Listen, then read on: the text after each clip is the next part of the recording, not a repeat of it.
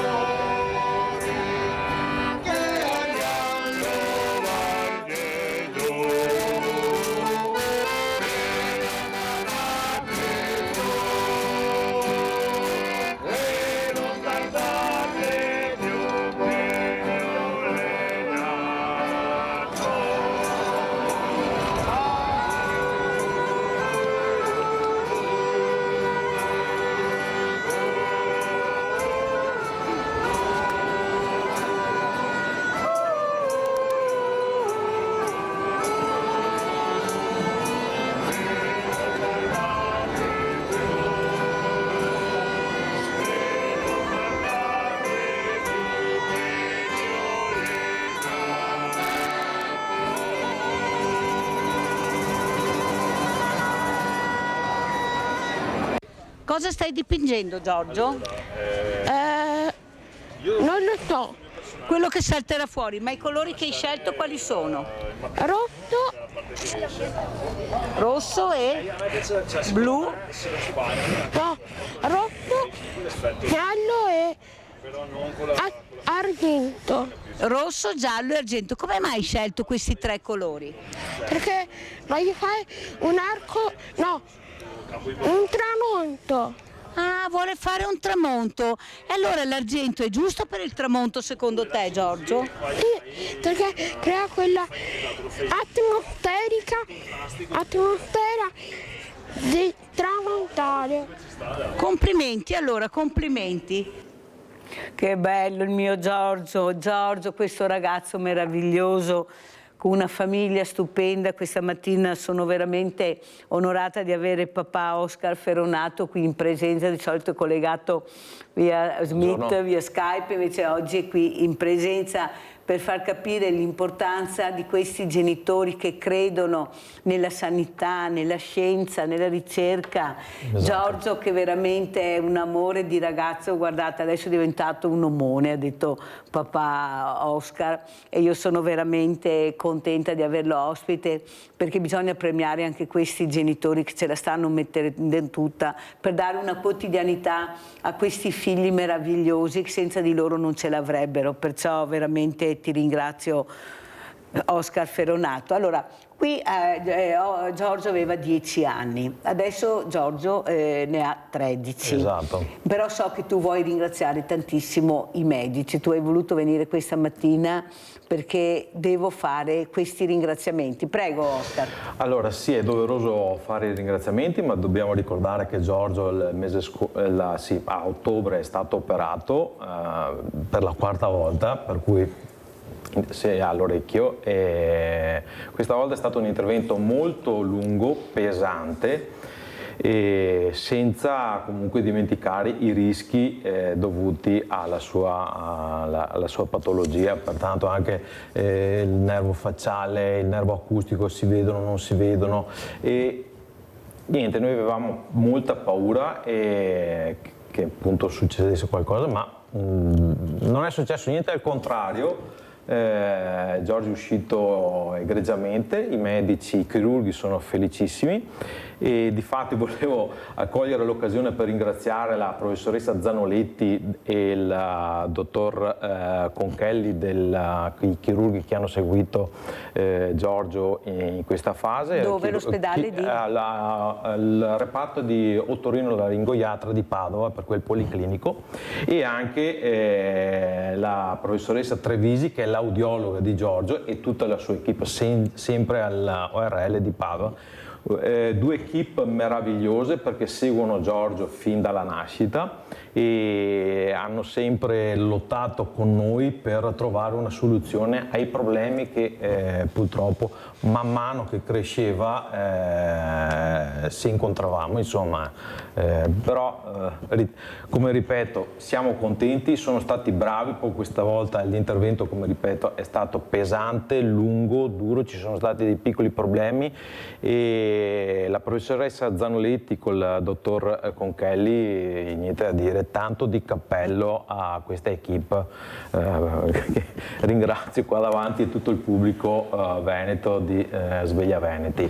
Allora saluto anche Floriano Zini, vicepresidente nazionale Amnesty International. Grazie veramente Zini di essere qui, belle notizie. Sono partita con la Ciara Stea in Piazza dei Signori, questa pastoria del Borgofuro, che sta cercando di portare avanti le tradizioni, i valori. Penso che Amnesty International di valori ne abbia tanti, anzi dobbiamo ringraziarvi, se non ci foste dovremmo inventarvi, però le cose non vanno bene. Cosa vede dal suo importante osservatorio Zini? Io non voglio essere pessimista, però mi sembra che qualcuno stia andando da un'altra parte, quelli invece che dovrebbero capire che c'è un unico cielo, e soprattutto cercare, perché ce n'è talmente tanto per tutti che basterebbe così poco andare d'accordo. Lei cosa vede Zini? Prego. Buongiorno Mirella, grazie dell'invito, buongiorno anche chi ci sta ascoltando. Dunque, la situazione dei diritti umani di cui Amnesty International si occupa da 50 anni in Italia, quest'anno abbiamo fatto il nostro 50° anno di nascita inItalia. La situazione dei diritti umani nel mondo è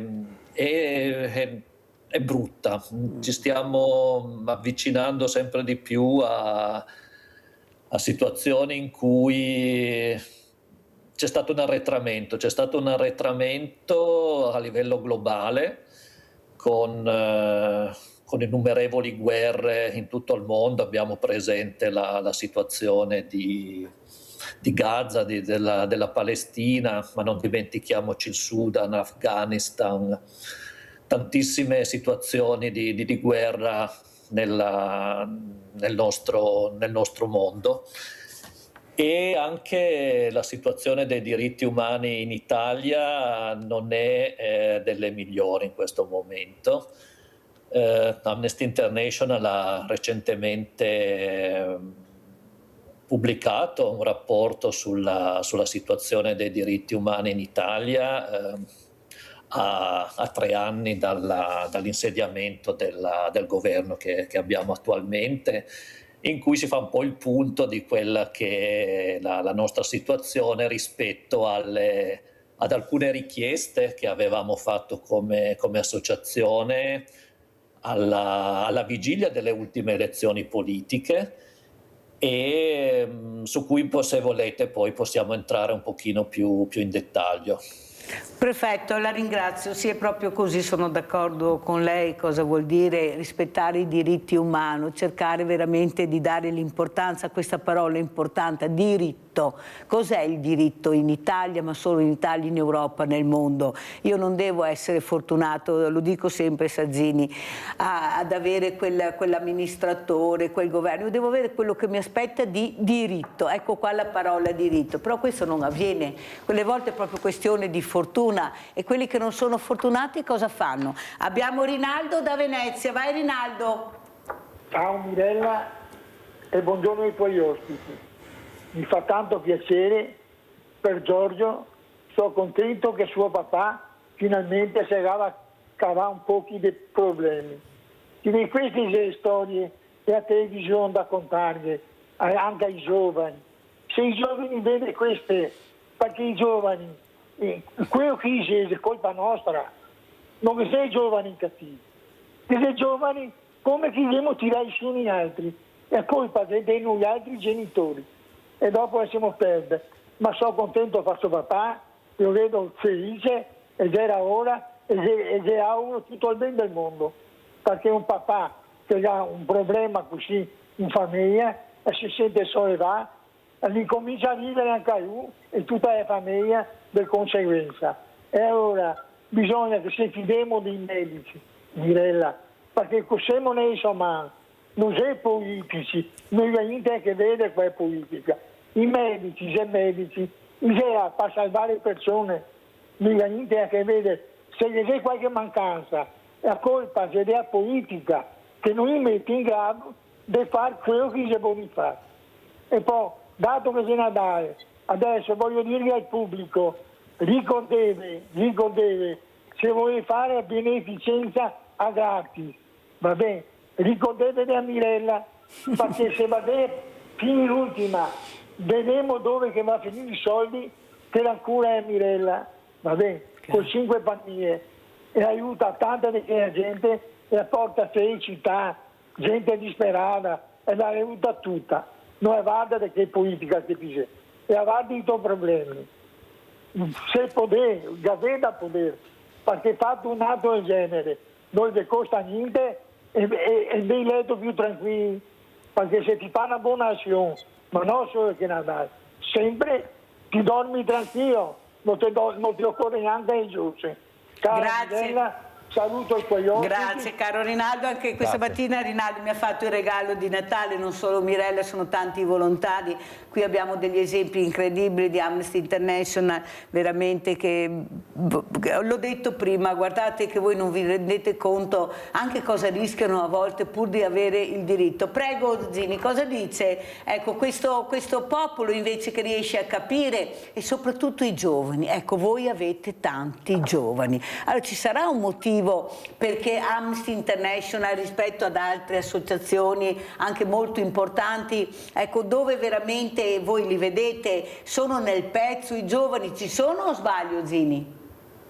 I giovani ci sono tanti, tanti giovani partecipano anche ad esempio un'iniziativa che noi facciamo per i giovani, sono dei campi estivi in cui i giovani si confrontano proprio con le tematiche della difesa dei diritti umani e incontrano anche persone che hanno subito violazione dei diritti umani e quindi hanno modo anche di vedere proprio in prima persona quelle che sono le azioni che Amnesty International fa per loro.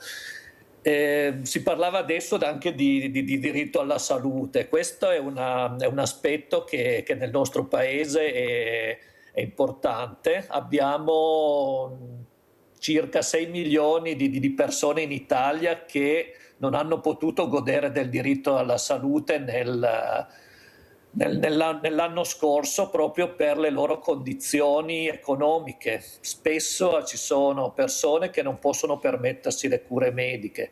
Questa è quella dell'accesso all'assistenza sanitaria è un problema grande che in Italia ancora abbiamo e noi come Amnesty chiediamo alle nostre istituzioni di adoperarsi in questa direzione perché è veramente importante. Un passo avanti in questa direzione è stato fatto con una legge per dare assistenza sanitaria a persone senza fissa dimora. Questa è una novità, una buona novità del 2024, però c'è ancora tanto da fare in questo senso. Allora, andiamo a vedere anche questo servizio, vi porto a Udine, servizio Amnesty sul 14 ottobre. Andiamo a vedere. E oggi è avvenuto un fatto significativo, cioè che Amnesty International, una delle più importanti organizzazioni umanitarie al mondo, ha pubblicato un report che intitola, aperte virgolette, a Udine il 14 ottobre commesse violazioni dei diritti umani, chiuse virgolette, specifico, aperte virgolette, chiuse virgolette, così le anime belle non si scandalizzano. Amnesty International ha reso pubblico il proprio report sugli scontri dello scorso 14 ottobre a Udine, al termine della manifestazione pro-PAL precedente alla gara tra Italia e Israele disputatasi allo stadio Friuli. 6 osservatori specializzati, si legge, hanno monitorato che l'operato delle forze di polizia rispettasse gli standard internazionali e poi raccolto le testimonianze di 18 persone. Secondo l'organizzazione non governativa sovranazionale sono state commesse violazioni dei diritti umani. Uso massiccio e indiscriminato di gas lacrimogeni per circa un'ora e mezza, lanciati anche a distanza ravvicinata.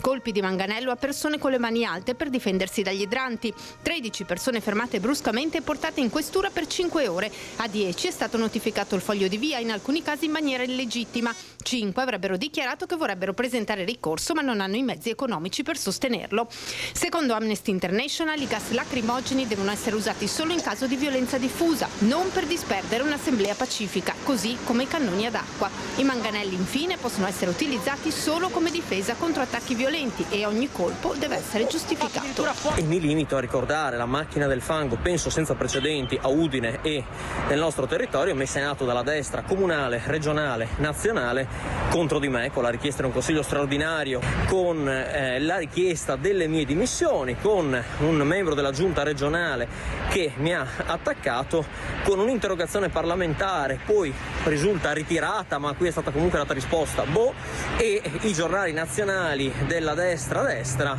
che mi hanno attaccato. Ecco, tutto questo per più di 2 settimane. Che dire? Invito a leggere e su cui riflettere. Oscar, io penso che a volte forse pensare che ci sono genitori, come stai raccontando tu, che stanno soffrendo anche in questo momento le pene dell'inferno per questa salute che manca ai loro figli, per questi casi drammatici, questi eventi che ti capitano magari all'improvviso e non riesci neppure a capire e poi dici proprio a me. E poi vedi queste cose terribili, queste veramente questa aggressività che non ha limiti ormai. Avete visto cosa è successo anche al nostro direttore, anzi colgo l'occasione per salutarlo, mi raccomando direttore, torni presto, ecco, sa che questa grande famiglia è molto attaccata a lei, guarisca presto, perché penso sia anche un trauma anche per lui non facile da superare, non è quanto è proprio quello che dici, ma cosa sta succedendo? Ecco, tu vedendo questi fatti, queste persone sane che non hanno problemi di niente, ecco, questa guerriglia inaudita, ma poi pensi, ma per far rispettare i diritti che qualcuno non ha. Prego Oscar, cosa vuoi dire? Allora, è un bel tema questo, è molto molto lungo e complesso. Dalla mia parte cosa posso dire? Allora, le normative ci sono per i diritti della salute, solo che non sono temperate. 1. 2. La pubblica amministrazione ha il coltello alla parte del manico, perché legge la legge come vuole lei. Allora, nel mio caso, cosa devo fare? Devo prendermi l'avvocato, pagarlo per andare in tribunale a far valere i diritti di mio figlio. Perché? Perché secondo la pubblica amministrazione, può essere il comune, può essere, non so, l'ASL, la regione o la regione, comunque la pubblica amministrazione il corteo a parte del mano e dice no, visto che è lei che deve finanziare. Noi ne sappiamo qualcosa, siamo andati io e te in regione, ti ricordi, vero? Tanto perché sappiate come funziona. E pertanto ti rendi conto, qua abbiamo le leggi, non sono temperate, come ho detto, o vengono lette in una lettura distorta. Ti provo immaginare in giro per il mondo dove che è tutto all'aria e comandano i signori della guerra, che soldi per le armi. Punto. Poi la polizia là, non saprei cosa dirti in merito, se è giusto o non è giusto, dovrei capire bene. Con quale angolazione, da quale angolazione guardi questo evento, vero Oscar? Esattamente. Sentiamo Zini invece da quale angolazione ha visto questo servizio e cosa vuole dire, perché se nessuno decide di darti ragione, qualcosa devi pur fare per avere il tuo diritto. Prego Zini. Certo, il diritto di protesta è fondamentale. E Amnesty International ha una campagna che si chiama Proteggo la protesta. Protestare, attivarci per i diritti che abbiamo è una cosa che è fondamentale in una democrazia come la nostra. Purtroppo il diritto alla protesta è sempre meno tutelato nel nostro paese. Abbiamo visto il servizio di Udine, in cui c'era stata una manifestazione pacifica, legittima, che poi è stata repressa con violenza dalle forze dell'ordine, al di là di quello che è lecito fare in queste occasioni. Questo è importante dirlo.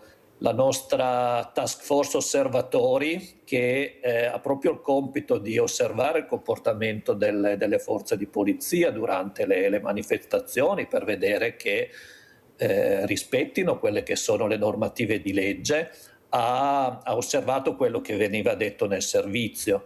Una manifestazione che era stata pacifica fino a praticamente alla fine è stata dispersa dopo che c'erano state alcune interperanze da parte dei manifestanti, questo è vero, ma al di là di quello che è le azioni che è legittimo fare.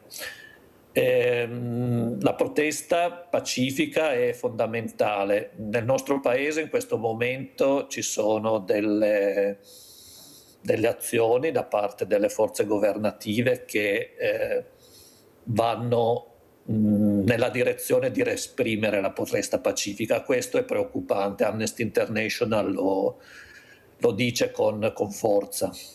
Quello che però traspare, Zini, e l'ho invitata anche per questo, perché volevo proprio confrontarmi con lei, quello che sta uscendo anche sul caso Epstein, ecco, questo uomo fuori di testa, questo pedofilo, però era attorniato dai grandi del mondo dello spettacolo, della politica, chi ne ha più ne metta. Allora io mi domando, queste bambine, questi minori che vanno nelle mani di questi orchi, nel silenzio totale di chi dovrebbe vedere e non vede. Ecco, lassì ci vorrebbero le forze dell'ordine a presidiare le entrate, sanno benissimo gli indirizzi, o questi yacht mega dove vengono portate queste bambine, questi bambini, da chi poi predica. Dopo ci fanno la predica. Tu sei quello che sei e io ti metto con le spalle al muro perché io ho il potere.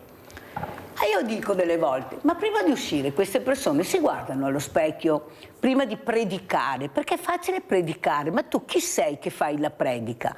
Ecco, io vorrei chiedere a lei, Zini, chi è che ci fa la predica nel 2025, soprattutto a quei giovani che si ritrovano in un ambiente devastato dall'inquinamento, avete sentito, non so se avete visto quel servizio sulla carne, ecco, nonostante avessero le etichette, è passato 1 mese e mezzo prima che qualcuno si decida a intervenire, 1 mese e mezzo prima che qualcuno decida di dire qualcosa. Ma ancora attivo questo macello, non è mica stato chiuso, è attivo questo macello. Capisce Zini che io sono come lei, io forse dovrò far parte di Amnesty International, Mi domando, ma chi sei tu per farmi la predica? Ma guardati allo specchio, ma cosa vuoi dire tu a me che cerco di comportarmi bene, a questi ragazzi che scendono nelle piazze, vengono anche delle volte, ecco, messi in un giro veramente terribile, un giro dantesco a mio avviso, Sazzini, perché io penso che all'interno arrivino delle persone che non c'entrano niente con i nostri giovani che protestano e arrivano, ecco, nella più tranquilla ma tranquilla libertà di arrivare, nessuno li ferma prima e sono pochi rispetto a quelli bravi che protestano e non fanno niente. Ecco Zini, capisci che io non ci sto più a prendere la predica delle persone che dovrebbero guardarsi allo specchio e dire fermo un attimo, sì, che forse c'è qualcosa che non va. Vedo che anche Oscar mi dà ragione, forse se scrivevo Oscar a Amnesty International che forse andiamo meglio. Prego Zini, no, perché bisogna anche dirlo, perché io veramente sarei stanca, Sazzini. Prego. Ma allora è un discorso, sta facendo un discorso molto, molto ampio. Quello che posso dire io è che ciascuno di noi può fare qualcosa affinché la situazione del mondo in cui vive possa essere migliorata. Amnesty International è un'associazione in cui ci si può impegnare affinché le cose cambiano, ma come ce ne sono tantissime altre. Credo che serva capire sempre di più che un piccolo impegno di ciascuno di noi può portare a un miglioramento globale della situazione in cui viviamo. Più siamo ad impegnarci, meno dobbiamo fare ciascuno perché le cose migliorino. Chiaro che se ci lasciamo prendere dallo sconforto, spesso è umano lasciarsi prendere dallo sconforto e dire tanto non cambierà mai nulla. È umano, ma è anche umano cercare di lavorare affinché il mondo in cui viviamo migliori sempre di più. Sono Questo perfettamente è un po' quello che d'accordo. proviamo a fare noi. Sono perfettamente d'accordo, però vede, purtroppo loro sanno le popolazioni chi sono e come si comportano.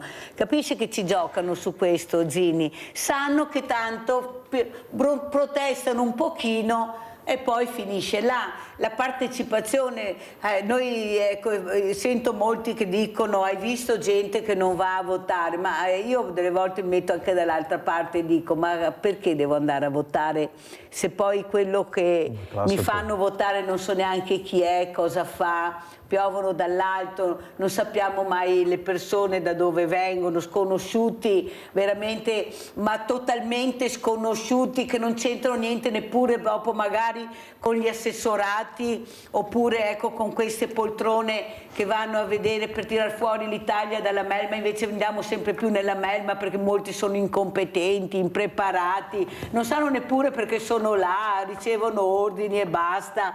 Oscar, tu invece che tu sei un guerriero numero uno, ma veramente lui è un guerriero, lui si è sbattuto e si batterà sempre, perché quando c'è un'ingiustizia si va in fondo, non è che ci si fermi prima, è vero? Come dice Zini, bisogna mettere la goccia sull'oceano, ma che fatica a mettere, sappiamo qualcosa, vero Oscar? Esattamente, amico, spalle grosse, no?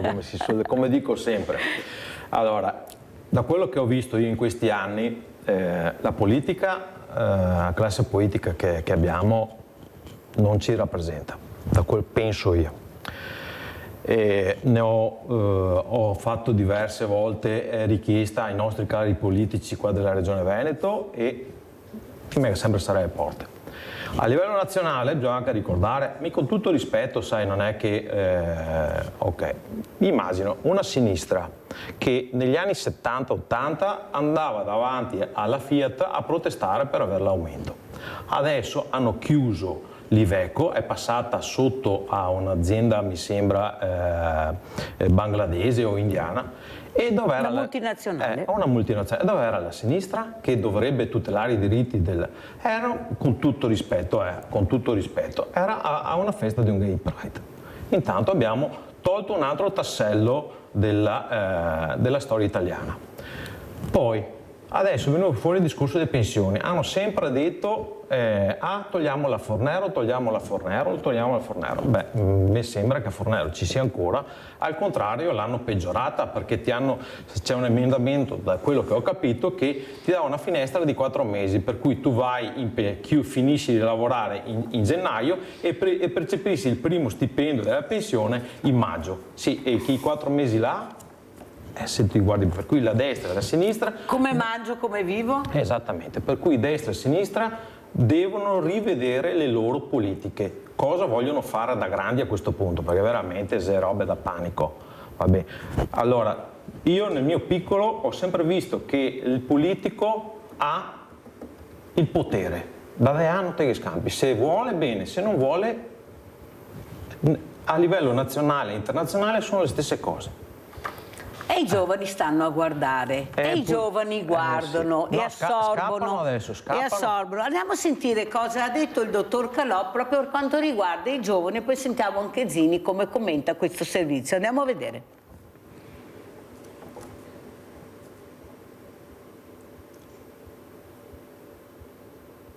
Si diventa violenti perché si coltivano pensieri violenti. Poi si passa alle parole violente e poi si passa alle azioni violente. Vuol dire che da anni i giovani respirano un'aria di violenza e quest'aria di violenza non è loro. L'hanno respirata da quando erano bambini. Conosce bene il mondo dei giovani il professor Calò, lui che è stato ed è tuttora a contatto con i ragazzi anche per il suo impegno alla guida della Fondazione Venezia per la Pace. E allora, di fronte ad una violenza sempre più diffusa tra i giovanissimi, anche nella sua Treviso, mette in fila le responsabilità di quanto sta succedendo. Gli adulti, e qua c'è un problema enorme, gli adulti non sono testimoni sani. Gli adulti, noi giovani, non scarichiamo sui giovani ciò che è nostra responsabilità. Azioni, parole, pensieri di violenza che hanno permeato la vita dei ragazzi. La violenza, dice Calò, domina il mondo di oggi a partire dai social. Si sono immersi in questo mondo o sono stati immersi in questo mondo e poi le conseguenze le vediamo. Ma io credo che il giovane abbia bisogno di testimoni diversi. Mancano le situazioni di incontro, se non in un mondo artificiale dei cellulari, e anche in questo caso, per il professor Calò, non bisogna far ricadere le responsabilità sui ragazzi. Siamo noi che abbiamo costruito questi aggeggi infernali, se posso usare questo termine, che spesso diventano infernali proprio perché creano dipendenza. È una droga, ma anche per noi adulti è ormai diventata una droga. Sono droghe pesanti. Nonostante questo quadro, per il presidente della Fondazione Venezia per la Pace non è troppo tardi per invertire la rotta, per cambiare le cose attraverso l'accoglienza, il dialogo, il confronto. Non dobbiamo avere l'illusione di cambiare il mondo così. No, non si può cambiare il mondo così. Però dobbiamo avere la convinzione che ognuno di noi può cambiare. Zini, come commenta questo servizio che ha visto le parole del dottor Calò? Ecco, parole molto profonde. Prego, Zini. Posso dire che sono d'accordo col pensiero di Calò, soprattutto con quello che diceva in chiusura. Non si può avere uno schiocco delle dita e cambiare le cose di botto, ma serve un impegno passo passo. Ed è quello che è anche possibile da parte di ciascuno, impegnandosi per il sociale, per rendere la vita degli altri un pochino migliore, dando un po' del nostro tempo libero.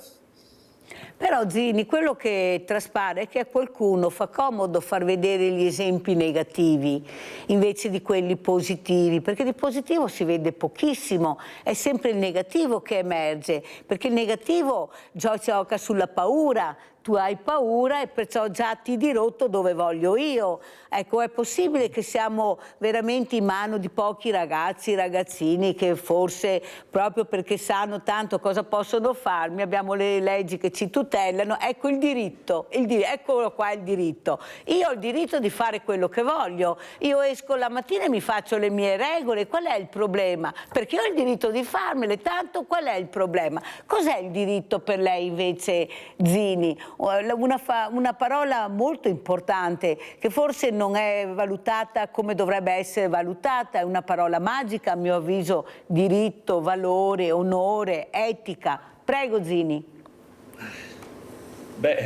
Posso citare le parole della Dichiarazione Universale dei diritti umani del 48, che è il documento fondante per la cultura dei diritti umani nel mondo. Tutti gli esseri umani nascono liberi, uguali in dignità e diritti. Questo è il punto fondamentale che dobbiamo sempre tenere in considerazione. È chiaro che il diritto non vuol dire avere la possibilità di fare quello che si vuole prevalicando i diritti degli altri. Questo è assolutamente fondamentale da ricordare. Spesso si pensa che diritto voglia dire fare ciò che voglio. No, diritto vuol dire avere è esattamente il contrario, è il diritto di essere rispettati nella propria integrità e nella propria qualità di esseri umani, ed è quello che noi come Amnesty International cerchiamo di promuovere da sempre, da quando siamo nati. Io invece adesso ho un diritto e un dovere di andare in pubblicità.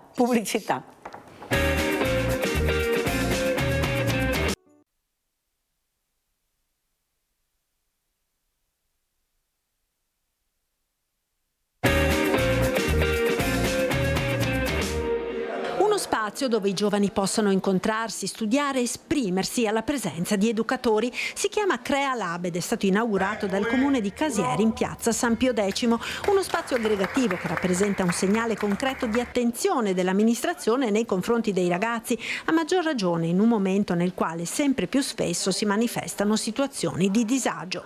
Sappiamo quante difficoltà oggi ci sono per i giovani e dunque avere anche questo spazio, creando questa possibilità, che poi sarà una cooperativa che cercherà anche di gestire gli orari, i giorni e le esigenze che loro poi successivamente chiederanno, ma di avere uno spazio dove che possono confrontare, parlare, creare una ricerca, uno studio, insomma fare aggregazione tra loro. Lo spazio rappresenta una succursale della biblioteca comunale con sede ad Ossone ed è stato finanziato grazie all'Art Bonus da Nova Facility di Gian Lorenzo Marinese, società che gestisce l'ex caserma Serena. L'esigenza di poter avere questo locale era stata manifestata dagli stessi giovani anche attraverso il Consiglio Comunale dei Ragazzi. Oggi infatti c'era anche il sindaco dei ragazzi e questo è un segnale positivo di come i giovani sono pronti a mettersi in gioco. Bisogna ascoltarli, bisogna dargli dei luoghi in cui possiamo parlarci, perché sicuramente c'è un gap nel linguaggio, nell'espressione tra adulti e giovani. Io come anche giovane assessore cerco di colmare questo gap, però dobbiamo veramente porci in una situazione di ascolto e dare l'opportunità ai ragazzi di esprimersi. Lo spazio aggregativo sarà aperto dal 15 gennaio, al momento per 2 pomeriggi la settimana, il lunedì e giovedì. Allora, Zini, cosa ne pensa di iniziare proprio come ha fatto il sindaco di Casieri, aprire questi spazi, integrare, socializzare, unire le forze? Prego, Zini. Questa è la direzione in cui bisogna andare. Fornire spazi di aggregazione, di discussione e in cui i ragazzi possano anche comprendere quelle che sono le varie possibilità che loro hanno per migliorare il mondo in cui vivono e quindi avere poi la possibilità di diventare anche adulti più consapevoli di quello che si può fare. Sentiamo anche Oscar, cosa dici Oscar? Ecco, cercare anche questo sindaco che sta cercando nel suo piccolo di dare delle risposte, di far capire l'importanza di avere dei luoghi dove puoi socializzare, puoi anche creare, ecco, ti senti anche qualcuno, il rispetto di te stesso, della tua dignità, prego. Sì, è una bella iniziativa devo dire, perché come papà vado in giro, vado a fare la spesa e vedere cosa te, de 13, 14, 15 anni, che sei allo sbando, va in giro in bicicletta e torna a casa de notte e ne ga il faretto, da Adriano, ne ga il faretto. E cosa si chi fa in giro questi? Perché anche nel mio paese cosa che non è che ci siano chissà quante cose per i ragazzi, si stanno sistemando delle piastre sportive per giocare, non so, a pallacanestro all'esterno, però trovare dei luoghi comuni è bellissimo, bisogna però prenderli e cercare di portarli in questi spazi, perché finché si assa in giro come pecore, fare sempre quello che vuoi. Comunque bella iniziativa, mi piace. Zini, però siamo sempre là, Zini. Ecco qua, ecco, devo essere fortunata ad avere quel sindaco, a conoscere Zini, Oscar, la Mirella. Cioè, bisogna anche capire che proprio non gira sempre così. E questi ragazzi cosa facciamo allora? Allora scappano, non tornano più, perché tornare in Italia non è vantaggioso. Ecco, io ho diritto ad avere rispetto per lo studio che ho fatto, il problema è che noi li formiamo anche molto bene, però poi non diamo loro la possibilità di rimanere qui. Prego Zini, cosa dici? Come li vedi i suoi ragazzi? Lei ne vede tanti in giro per il mondo di bravissimi. Mirella, lei continua a porre delle domande a cui è difficile rispondere. Posso dire quello che dicevo prima. Ciascuno di noi ha la possibilità di impegnarsi per rendere il nostro mondo migliore. Cerchiamo di farlo, diamo la possibilità ai ragazzi, anche essendo consapevoli che non si riesce a fare tutto per tutti, però senza l'impegno, anche minimo da parte di ciascuno, non si migliora. Questo è il messaggio che mi sento di dire. Adesso, diciamo, questo è anche un periodo, diciamo, di feste in cui tutti ci poniamo dei buoni propositi per l'anno prossimo. Poniamoci un buon proposito di impegnarci un po' di più per il bene comune di tutti. Senta Zini, se per caso nei suoi viaggi, così, aeroporti, stazioni, incontrasse Giorgia Meloni, visto che lei è in giro del mondo sempre, forse più fuori che in Italia, ecco, se lei le incontrasse, ecco, visto che lei dice spesso, e mi fa anche piacere poi che lo dica, sono Giorgia, sono una di voi, ecco, a questa una di noi cosa chiederebbe Zini lei? Chiederei che come capo del governo italiano chiederei un maggiore impegno nel rispetto dei diritti delle persone, anche qua in Italia. Giorgia Meloni è a capo di un governo che ha fatto tutta una serie di iniziative, come risultava anche nel rapporto che citavo all'inizio, che vanno contro ad esempio la libertà di manifestazione, che sono improntate a una limitazione della possibilità di ciascuno di noi di esprimere le proprie opinioni. Chiederei un maggiore impegno per un cambiamento di direzione. Grazie veramente, grazie Zini di essere stata con noi per sempre, a me è un piacere averla ospite. Saluto e ringrazio Floriano Zini, vicepresidente nazionale Amnesty International, mi saluti tutti i ragazzi, tutta questa squadra meravigliosa che avete messo in piedi nel mondo, perciò chapeau veramente Zini per quello che fate, grazie veramente, grazie. Oscar, se tu incontrassi Giorgia Meloni, questa premia, cosa chiederesti? Sono Giorgia, sono mamma, sono Giorgia, sono una di voi? Allora, prima cosa, stop ai finanziamenti alle armi. Nella nostra Costituzione, mi sembra che sia l'articolo 11, dice che l'Italia ripudia la guerra. Pertanto i finanziamenti che vanno a aiutare la guerra li togliamo e li spostiamo nel sociale, caspita, visto che abbiamo sempre problemi economici negli ospedali, nelle assistenze, e l'Italia sta invecchiando e abbiamo necessità di avere un'assistenza più adeguata e formata, è giusto che quei soldi, invece di investirli nelle armi per uccidere altre persone, li investiamo su noi stessi, sul nostro paese, per dare maggiori servizi e di qualità soprattutto, perché bisogna notare di qualità. La gente che va a assistere deve essere ben formata e preparata per assistere quel determinato paziente.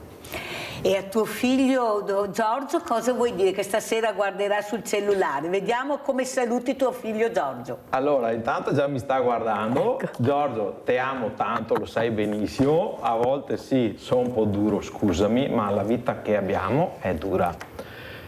Amo anche mia moglie, ti amo tantissimo e tra poco arrivo a casa e vi do un fortissimo abbraccio. Ciao! E il papà arriverà a casa per te, Giorgio, con questo bellissimo omaggio che hanno portato i familiari di Sabrina, che è sul letto d'ospedale. Era un'amica cara di Sveglia Veneti che confezionava queste cose. Ti ringrazio. Uno per te e uno per tua moglie, eccoli qua. Ecco questo segno di speranza che la famiglia di Sabrina ha portato qui a Sveglia Veneti per cercare di far capire che sempre bisogna sperare, che bisogna cercare di migliorare e come diceva Zini, e questa è la dimostrazione, anche un piccolo gesto come questo in un momento di grande dolore fa veramente ben sperare. Grazie, grazie, pubblicità. Ciao Giorgio. Ciao, grazie.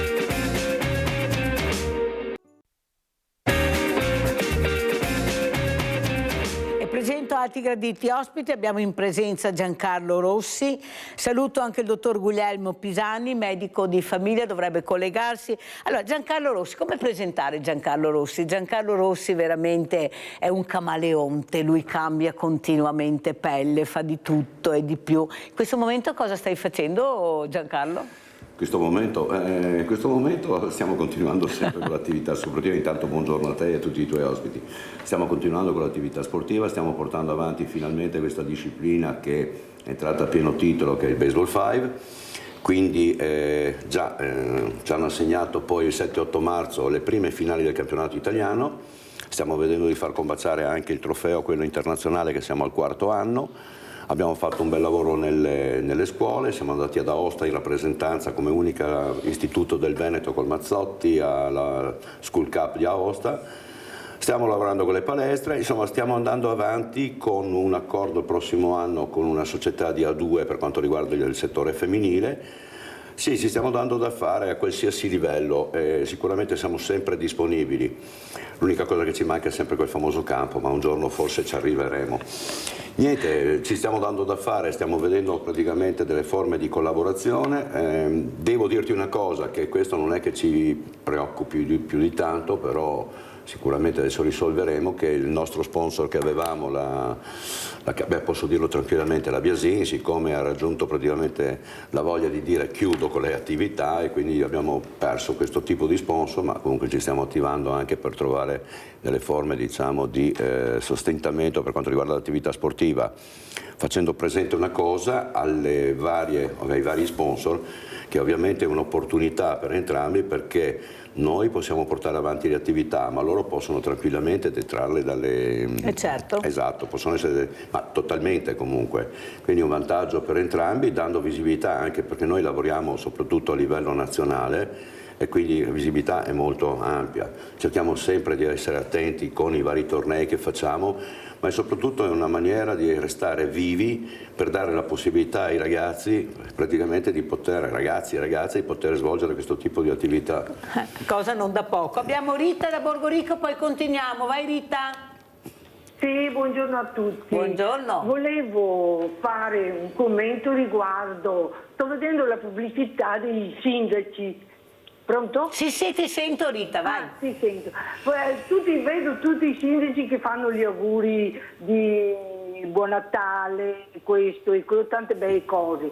E mi sembra un po' ipocriti, se te permetti, perché mi sembrano un disco rotto. Vorrei augurare ai sindaci di applicare la Costituzione e di essere onesti e leali nei confronti dei cittadini. Auguri a tutti i sindaci. Va bene Mirella? Cara Rita, grazie Rita cara, grazie. Penso faccia piacere anche perché il sindaco è l'unico veramente amministratore dove tu puoi confrontarti, puoi discutere, puoi fare, non è che ce ne siano tanti. Ecco, soprattutto l'importanza di capire chi hai di fronte, cosa chiede, cos'è il confronto per una persona come te. Tu sì ti occupi di sport, però ti occupi anche di far capire ai ragazzi l'importanza dell'onestà, dello sport, il valore e il rispetto di questa figura che è un ragazzo un po' confuso molte volte. Tu vai per i giardini, mi raccontavi, cerchi anche di confrontarti con questi ragazzini che si trovano nei parchi, molti hanno paura, tu non hai paura di incontrarli, di capire cosa sta succedendo, perché quelli bravi li sappiamo già, ma dobbiamo andare a capire cosa non va su quelli non bravi. Ecco, cosa dicono? Come li vedi tu questi ragazzini? Ma io questi ragazzi li trovo principalmente spaesati, purtroppo. Quello che poi manca è il dialogo e io ripeto sempre una cosa che per me è fondamentale: il dialogo nasce dalla famiglia, scusate se lo dico. Perché? Perché se nasce dalla famiglia si inizia a capire con chi abbiamo a che fare con i nostri figli. Tu sai che io ho 2 figlie che amo tantissimo, però con loro ti possono dire tranquillamente che ho sempre richiesto la massima trasparenza, qualsiasi problema che ci sia affrontiamolo. Quei ragazzi che vediamo sbandati vanno a emulare un qualcosa perché in buona sostanza non c'è niente che li possa praticamente catturare o portare su un mondo, possiamo dire così, dello sport. Ma il mondo dello sport, ho sempre detto una cosa, è un momento che ti permette di vivere in maniera conviviale con altre persone, quindi cerchi un'integrazione ad ampio respiro, abbatti qualsiasi barriera dal fatto religioso, nazioni, perché parli lo stesso linguaggio, il raggiungere un obiettivo, dare degli stimoli. Queste sono le cose fondamentali che noi dobbiamo dire ai nostri ragazzi. Quello che vedo che manca oggi, e lo dico volendo un bene da matti a tutti i ragazzi, purtroppo manca la certezza, diamo di nuovo potere vero, a chi educa.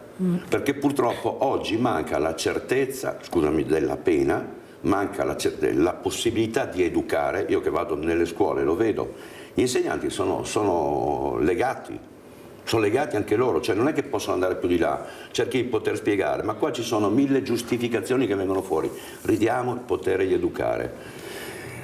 Poi il confronto nasce praticamente dove ci sono dei progetti, dove c'è un qualcosa che è futuribile, che può dare uno sbocco, e lo devi dimostrare passo dopo passo. Non è che uno va in campo o io mi incontro con qualcuno, vado a discutere, dico che bello, proviamo, facciamo. No, bisogna sempre strutturare un progetto, portarlo avanti, iniziare a dargli credibilità, visibilità, e questo grazie anche a te, perché il tuo contributo è stato enorme anche nei nostri confronti per quanto riguarda la visibilità. Si parlava di sindaci, vorrei ringraziare il sindaco di Montebelluna sicuramente e l'assessore allo sport, perché per 4 anni ci stanno dando la struttura per poter svolgere una manifestazione a carattere internazionale. Quindi ci sono persone che se ti approcci e discuti di progetti ti danno credibilità. Gabriella da Mogliano, poi continuiamo. Vai Gabriella. Buona giornata Mirella, buona giornata. Fare gli auguri di buon Natale e di buon anno. E grazie di tutto, e sii forte e batti sempre il chiodo, vedrai che la strada è giusta quella che fa. Buona giornata, grazie ancora. Ciao cara Gabriella, ricambiamo gli auguri, vero Giancarlo? Certo, è essenziale, sì, anche perché siamo sotto le festività. C'è anche questa forma, adesso siamo sotto il Natale, questo... Mandiamo anche le immagini di Giancarlo Rossi del baseball, che così intanto che parla vediamo anche le immagini, prego. Sì, che c'è questo, chiamiamolo, io vorrei definirlo buonismo, lo spirito del Natale. Ma che cos'è poi in definitiva lo spirito del Natale? Cioè, lo spirito del Natale che cos'è? È un ritrovarsi, riscoprire anche il valore della famiglia, cosa che l'abbiamo forse un po' perso. Queste sono le cose che noi dobbiamo riportare avanti. Qui cosa stiamo vedendo, Qua stiamo vedendo una fase ancora di anni fa, eravamo con la nazionale italiana, dove che faceva parte anche mia figlia. Quindi diciamo che da tecnico e da genitore doppiamente orgoglioso, anche se poi è una peste. Qua siamo ad Aosta, dove che hanno strutturato 2 campi, anche questa società, grazie all'apporto anche del comune della Valle d'Aosta, sono riusciti a creare praticamente questo inizio di disciplina sportiva con dei campi che sono stati proprio fatti al momento, e oggi hanno una struttura che è veramente bella, gli hanno dato credito. Questi signori oggi girano per l'Italia, per l'Europa, facendo tornei, includendo ragazzi e portando sempre gente all'interno. Tieni presente che quella corsa che vedi che fa quella ragazza la fa nei 13 metri, e correre 13 metri su dei tempi bassissimi significa che anche la preparazione atletica, quando si parla di insegnare ai ragazzi, cioè noi dobbiamo strutturarli anche fisicamente, perché oggi come oggi praticamente non ci sono più ragazzi che sanno correre, postura, equilibrio viene a mancare, ma per un motivo.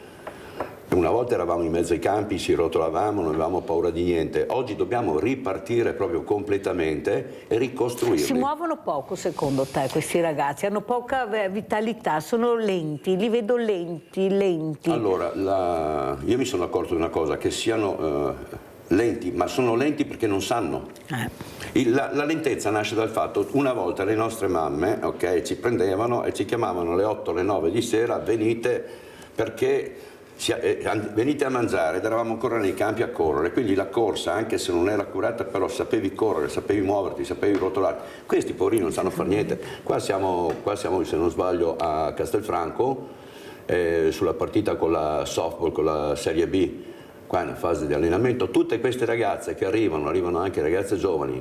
Il problema è proprio di ma come mai questa difficoltà di trovare questo spazio? Io capisco che il calcio regna sovrano e l'abbiamo anche visto, non c'è niente da fare così, però io direi che oltre al calcio e dove vogliono gli spazi si trovano. Come mai il baseball fa così fatica? Eppure tu raccontavi che il baseball è nato specialmente anche qua a Treviso. Quest'anno, prossimo anno sono 60 anni che esiste il baseball a Treviso, e anche il softball, perché c'è stato un passaggio, se non è Treviso era Paese, il Ponte di Piave ha avuto anche loro il softball in Serie A. Il discorso è questo, è molto semplice dal mio punto di vista: ci sono gli spazi in funzione dei numeri che hai, dell'interesse, e ce la giriamo sempre là. Il discorso è squisitamente politico e solo contano i numeri. È ovvio che se io ho una società con 400, 500 ragazzini e vado a moltiplicare per 2, che sono il numero dei voti, ho già 1000 voti sul cassetto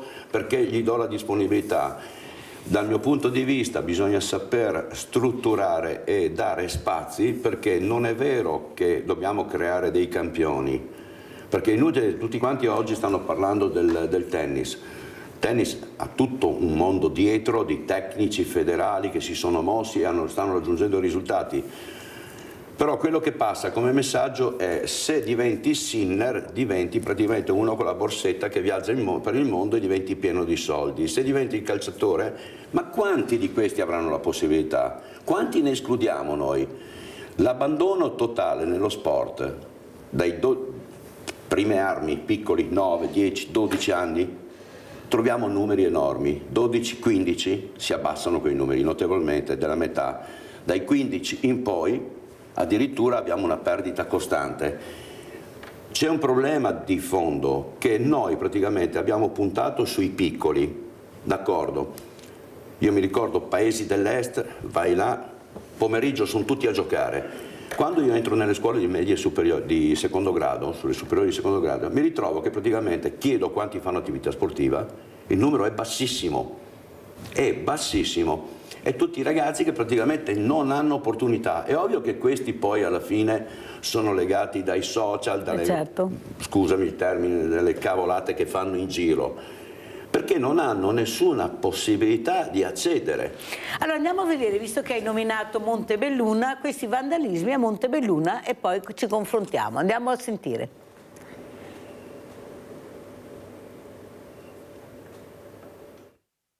Uno scoppio e si è alzata una corte di fumo molto grande. Un boato improvviso scuote Posimon in quello che doveva essere un tranquillo sabato pomeriggio. Prima il forte rumore, poi il fumo. A quel punto Patrizia Caverzan scende in strada per capire cosa sia successo.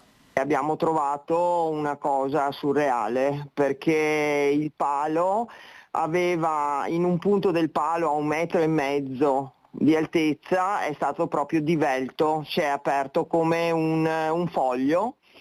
Quindi l'ordigno che è stato usato non è un semplice petardo, un raudo, ma è un qualcosa di più grosso, insomma, perché arrivare è un palo in ghisa, sono i pali classici, quelli degli specchietti, e lo ha aperto proprio completamente. Per l'esplosione lo specchio stradale è finito in mezzo alla strada, poi spostato a lato da alcuni ragazzi, mentre i frammenti sono sbalzati a diversi metri di distanza.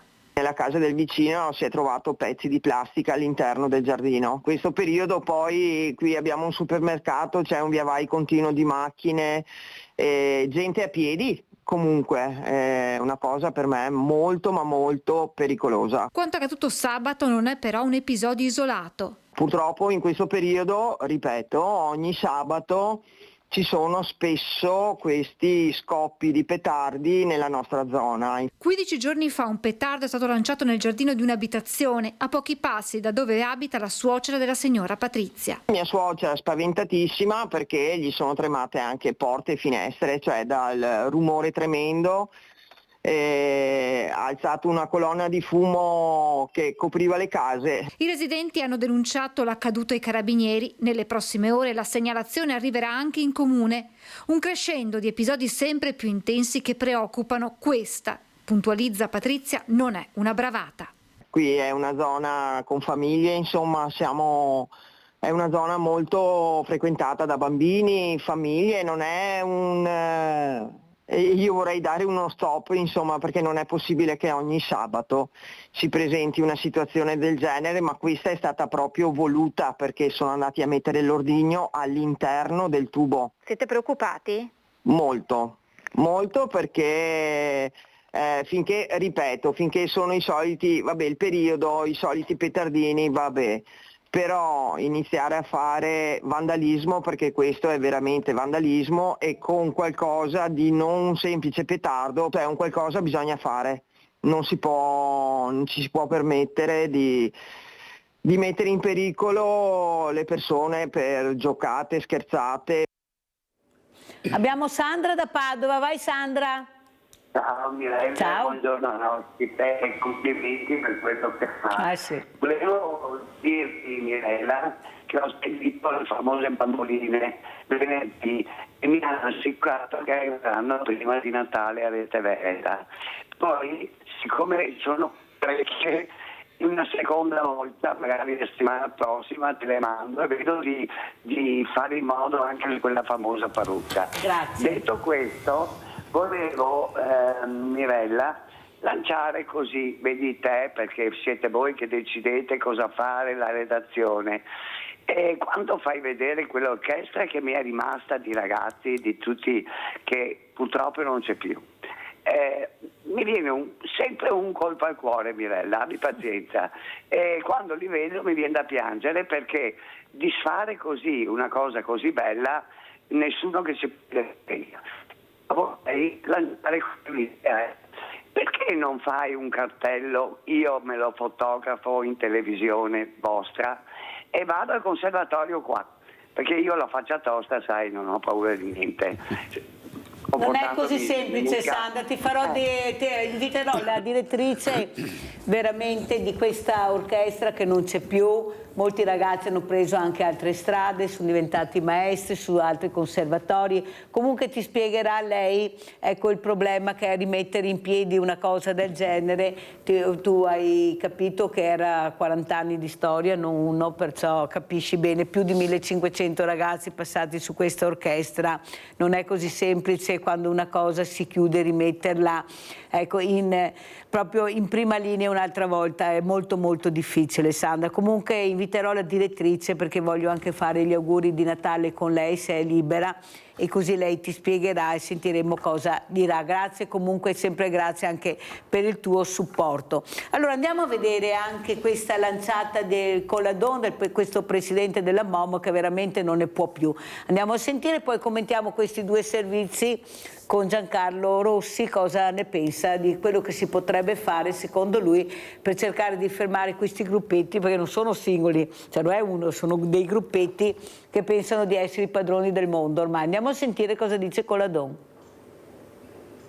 Noi stavamo portando con un autobus i tifosi del Mestre in stazione e i tifosi del Treviso hanno lanciato delle bottiglie spaccando i vetri degli autobus. Ovviamente i tifosi del Mestre hanno cercato di uscire, l'autista ha cercato di tenere chiuse le porte perché voleva portarli in stazione, è stato aggredito, adesso è al pronto soccorso, non so la prognosi perché è ancora al pronto soccorso, e questi sono scesi e là è successo che credo che le forze dell'ordine siano intervenute in qualche modo, ma non sono riuscite, si sono menati tra i tifosi.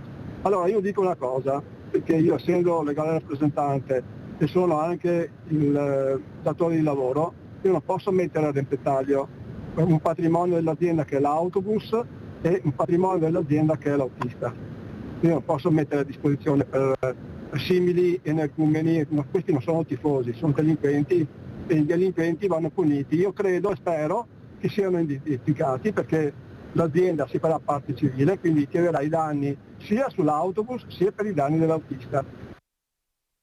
Ora Giancarlo Rossi, non è così semplice però come pensiamo con le leggi che abbiamo a interpretazione, da quale angolazione la vedi, i giudici cosa decidono di fare. Ecco, trovare soprattutto risposta a questi atti che veramente, oltre che di vandalismo, sono atti che lasciano il segno che poi deve pagare la comunità. Ma questi gruppetti, secondo te, questi ragazzi che si permettono di fare quello che vogliono, tanto qual è il problema? Cosa mi possono fare?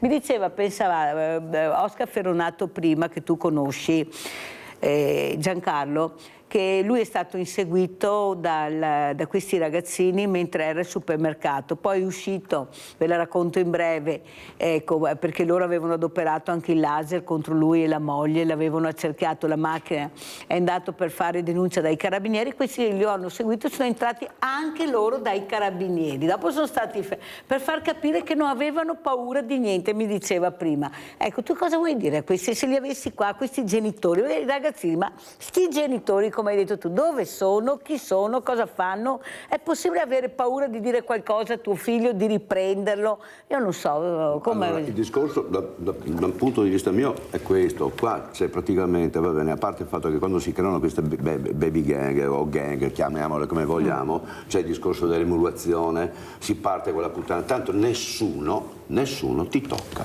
Sì. Allora, io parlavo giorni fa anche con altre persone, gli ho detto o la nostra polizia locale, ma indipendente da qualsiasi polizia, riprende ad avere potere, e quando parlo di potere non è che dobbiamo andare a verificare, a vedere, se io mi trovo di fronte a un ragazzino che ha anche 16-17 anni e mi mette le mani addosso, per carità posso anche sotterrarlo, non è quello il problema, ma il fatto è che rischi di farti male. Quindi bisogna iniziare a dare potere di nuovo a chi lo può esercitare, cioè la polizia locale deve intervenire, ma senza avere poi alla fine sempre le solite ripercussioni. Non Ugo dovevano. da Paese, poi continuiamo, vai Ugo. Buongiorno, Ugo Paese. Buongiorno. Vi vedo chiacchierare in televisione, per cui non so se posso intervenire. Sì, prego Ugo. Io vorrei sapere se il signore lì vicino a lei conosce la legge di Newton. Spiegala. Ad ogni azione deve corrispondere una reazione uguale e contraria. Violenti ti castro, ammazzi ti ammazzo. Il problema di fondo sa qual è, gentile signore? Noto il suo sorriso, non dico di compiacimento, ma di dubbiosa capacità di dare spiegazione alla cosa. Molto semplicemente, lei parlava di potere ai carabinieri, e chi glielo deve dare? Un'autorità superiore? Mi va benissimo, ma se non esiste quell'autorità superiore. Poco fa parlavate di calcio. Sa qual è la mia definizione di gioco del calcio? 22 coglioni che giocano correndo dietro a un'unica palla. Quello che non ho mai capito è che ci fa quel 23esimo tizio con un fischietto in bocca avanti e indietro. Poi quei due laterali che corrono lungo il bordo del campo, peggio ancora. Resta comunque un fatto: se non c'è possibilità di operare, carabinieri, guardia, chiunque esso sia, il risultato sarà sempre lo stesso. E fino a quando abbiamo una categoria di giudici come quella che abbiamo oggi, le posso garantire che sarà sempre piuttosto scadente la questione. È inutile nascondersi dietro il dito mignolo. Io peso 80 kg, mi vedono tutti, garantito. Fra parentesi, io ho fatto l'insegnante per 40 anni. Poco fa parlavate di insegnanti. Ve le posso garantire, da oggi ad allora è cambiato tutto. Oggi l'insegnante cerca di scansare i rischi della sua professione in tutto, senza pensare ad altro che arrivare a fine mese. Buona giornata a tutte e due. Grazie caro Ugo, grazie anche della telefonata. Sentiamo come la commenta Giancarlo Rossi, prego. Ha perfettamente ragione, quando parla di insegnanti me ne rendo conto anch'io che loro praticamente non hanno nessun potere a scuola, cioè loro devono praticamente assecondare sotto un certo aspetto il diritto praticamente alla crescita, a quello che è praticamente il loro operato. Si trovano di fronte a delle difficoltà enormi, perché se mettono un voto scadente al figlio, se lo riprendono ti arriva il genitore che deve giustificare il proprio figlio. Il discorso che si faceva, che faceva anche per quanto riguarda i giocatori di calcio, il calcio sotto un certo aspetto è una disciplina che io la vedo a livello non agonistico, dove c'è un business e dove quei famosi con gli attributi, al contrario, vanno praticamente allo stadio senza guardare una partita ma creare soltanto, incitare tifoserie, quello non è sport, che sia chiaro. Per quanto riguarda il discorso dei carabinieri, della polizia locale, sono d'accordo che ci vuole qualcuno che gli dia potere, loro il potere lo avrebbero anche, ma glielo abbiamo tolto, glielo stiamo togliendo col semplice fatto che se intervengo, perché intervengo non posso, io sono minore e non mi puoi toccare. Allora facciamo una cosa, non so, creiamo una legge, diciamo signori i vostri figli non possono pagare perché sono minori, bene pagate voi genitori, in tutto e per tutto. Voglio vedere se ha un genitore, adesso siamo degli estremi, genitore, tuo figlio si è beccato, ha fatto questo, è un reato, dovrebbe fare 1 mese di carcere. Papi, vai. Abbiamo Maria da Bovolenta, vai Maria. Ciao Mirella. Ciao. E un buongiorno ai tuoi ospiti. Intanto Mirella volevo farti gli auguri di buon Natale. Grazie. E buon felice anno nuovo e anche ai tuoi ospiti. E quindi volevo anche ringraziarti di tutto quello che hai fatto questo periodo per noi, ecco, a tutti. Ecco, io volevo ringraziarti molto, procede tutto abbastanza bene. Valerio ha finito giovedì scorso le cose, le terapie che stava facendo alla gamba. Ecco, è andato tutto abbastanza bene ed adesso comincia anche un po' a camminare. Ogni modo ti ringrazio molto Mirella e volevo fare un grande augurio soprattutto al dottor Bacialli, dargli un abbraccio con lo vedi da parte mia e di Valerio mio marito, ecco, e tutta la famiglia. Sono rimasta proprio di stucco veramente quello che le è successo, una persona genuina e sana come lui. Dottor Bacialli, se sta ascoltando, tanti auguri e coraggio e forza, ecco, bisogna dire così Mirella, e tanti auguri anche allo staff e a tutta la grande famiglia di Rete Veneta.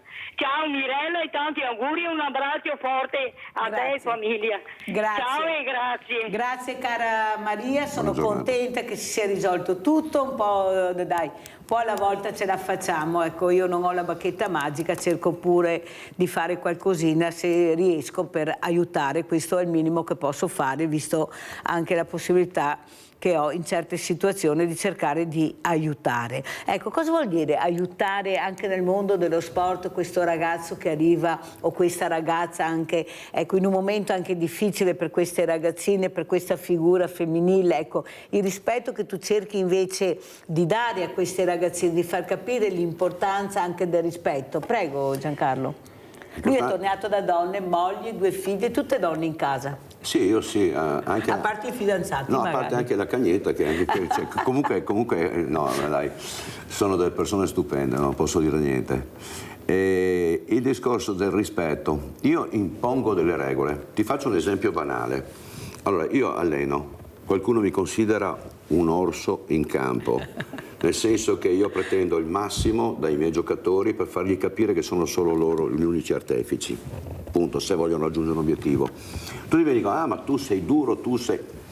Io non sono duro, io voglio stimolare in te la voglia di essere te il protagonista, ed è una cosa completamente diversa, è questo che lo sprona a portare avanti. E ho avuto delle persone che mi hanno detto, ma tu li gridi. Ho detto, signori, delle mie ragazze, dei miei ragazzi, quelli che ho allenato, ormai sono non so quanti anni che alleno, c'è qualcuno che si è dimenticato di me, c'è qualcuno che ha parlato, praticamente ha detto che io praticamente sono la persona cattiva in campo. No, perché quando anche faccio manifestazioni o che chiedo a vari giocatori di poter giocare con me, cioè mi ritrovo sempre con un numero più che sufficiente, anzi oltremodo sufficiente, per andare a fare degli eventi. Questo cosa significa? Che il rapporto che ho instaurato con questi ragazzi è legato a...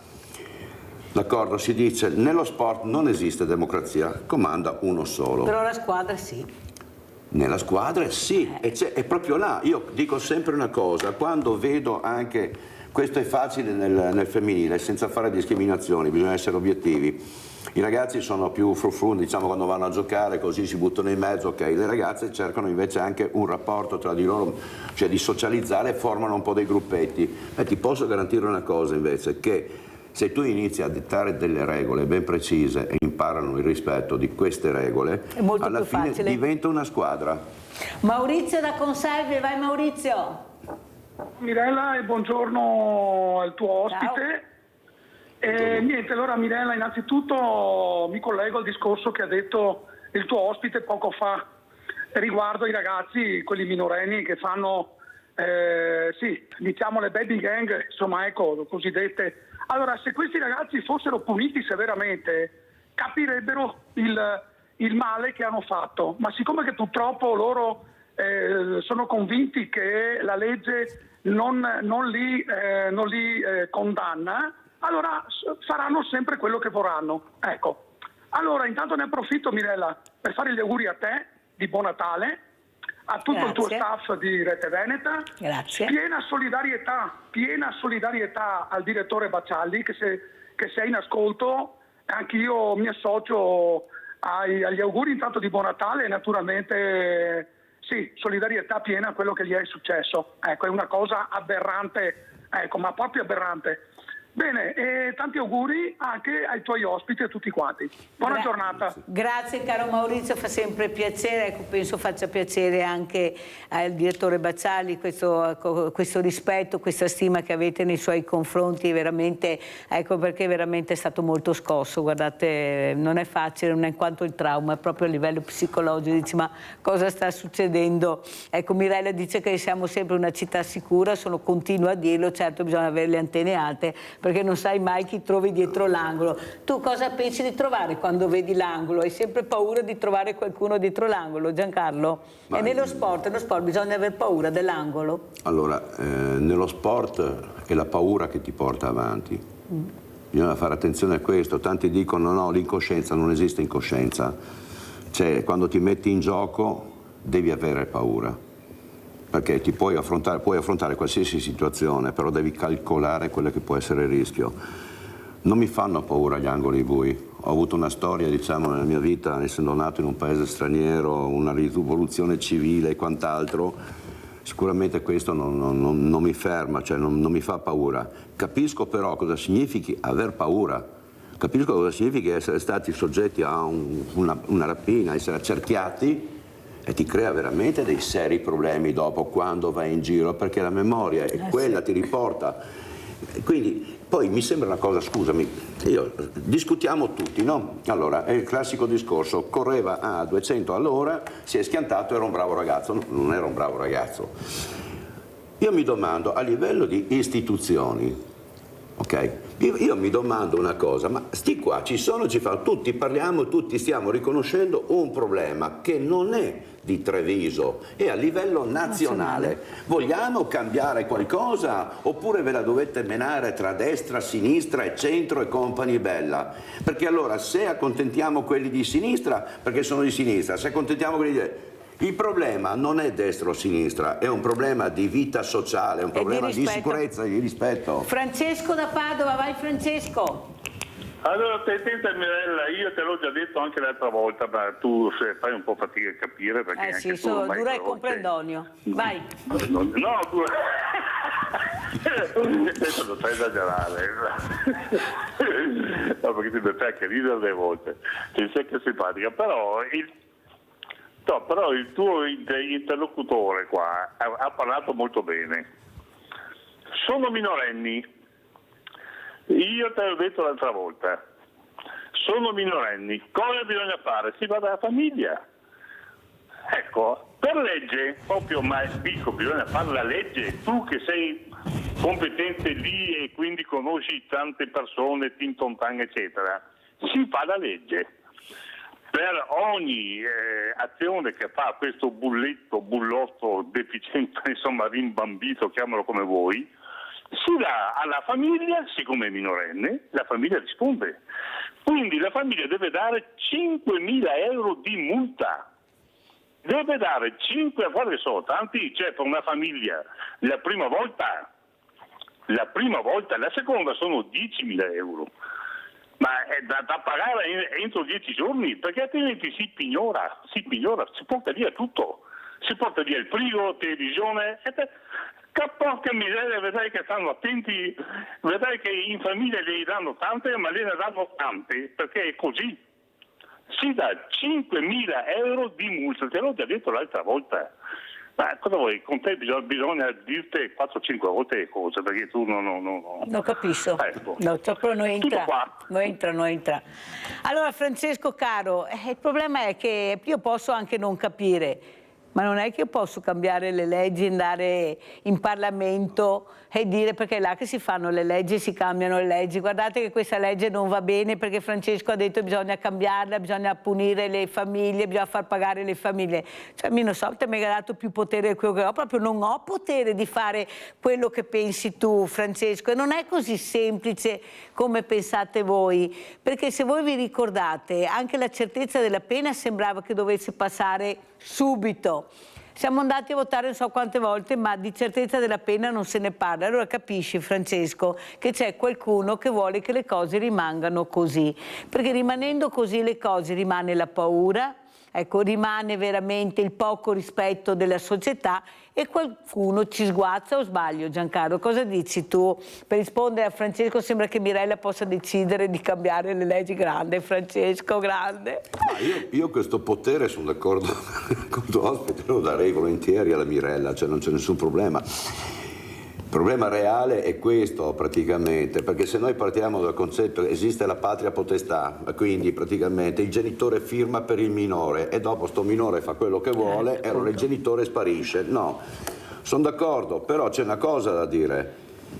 Sembra strano, dice la Mirella, che praticamente siamo andati a votare, sembra strano che tutti ne parlino a livello nazionale, i politici si riempiono la bocca, scusate. Riforma della giustizia, ma non cambierà niente per noi. Allora io mi domando, ma è possibile che non si riesca a fare una quadra su questo quando abbiamo, praticamente tutti conoscono il problema, stiamo vivendo in una maniera assurda perché gli anziani, anch'io sono ormai una persona, io mi definisco vecchio, non anziano ancora. Diversamente giovane. No, vecchio mi sta bene perché l'anziano comunque, cioè, il fatto di dover affrontare una vita con la tranquillità e la sicurezza di andare fuori, cioè non ci possiamo più muovere. Anche stare in casa, Ma anche stare in casa. A me è successo che sono una persona che è abbastanza attenta, sto guidando in Viale 4 Novembre, tranquillamente, d'estate, 4 ragazzi fuori dalle strisce pedonali, mentre sto arrivando con la macchina, sono inchiodo, li prendo sotto col gelato in mano, mi hanno guardato e mi hanno fatto il dito medio.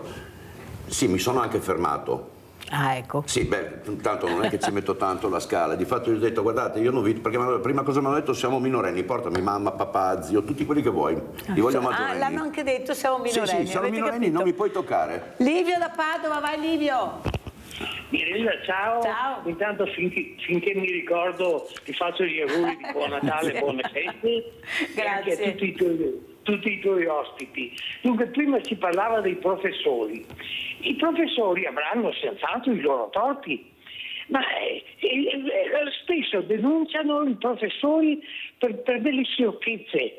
E questo è incitare il ragazzo a essere prepotente, perché il ragazzo dice: se i genitori mi difendono, se non io posso fare quello che voglio, e perciò è incoraggiare i ragazzi, certi ragazzi, non tutti, una buona parte, ad essere violenti, a essere prepotenti, a voler fare quello che vogliono. Cosa ne pensate? Grazie. Grazie a te caro Livio, ricambio gli auguri, veramente grazie. Prego Giancarlo. Sono d'accordo perfettamente. Cioè, il fatto è questo, che gli insegnanti non hanno nessun potere educativo. Io vengo fuori da una scuola, collegio vescovile, parte Filippini, cioè, quindi me ne sono sciroppati tutti. Le combinavamo anche noi, perché non è detto che eravamo stinchi di santo in maniera più assoluta, però sapevamo che se sgarravamo, sapevamo cosa andavamo incontro. Qua hanno ragione, gli insegnanti non hanno nessun potere. Se riprendono il ragazzo fino a un certo punto, i ragazzi gli rispondono, anche, e li ho visti brutalmente, loro non possono fare niente. Allora, vogliamo parlare riforma della scuola? No, non c'è bisogno di parlare di nessun tipo di riforma, esistono già gli strumenti. Ridiamo la certezza e la sicurezza di poter educare, ok? E diamo potere agli educatori. E gli educatori, se noi teniamo presente una cosa, qua si parla dei figli, io capisco oggi lavora la moglie, il marito, le esigenze, tutto quello che si vuole. Questi ragazzi la maggior parte della loro vita la passano a scuola.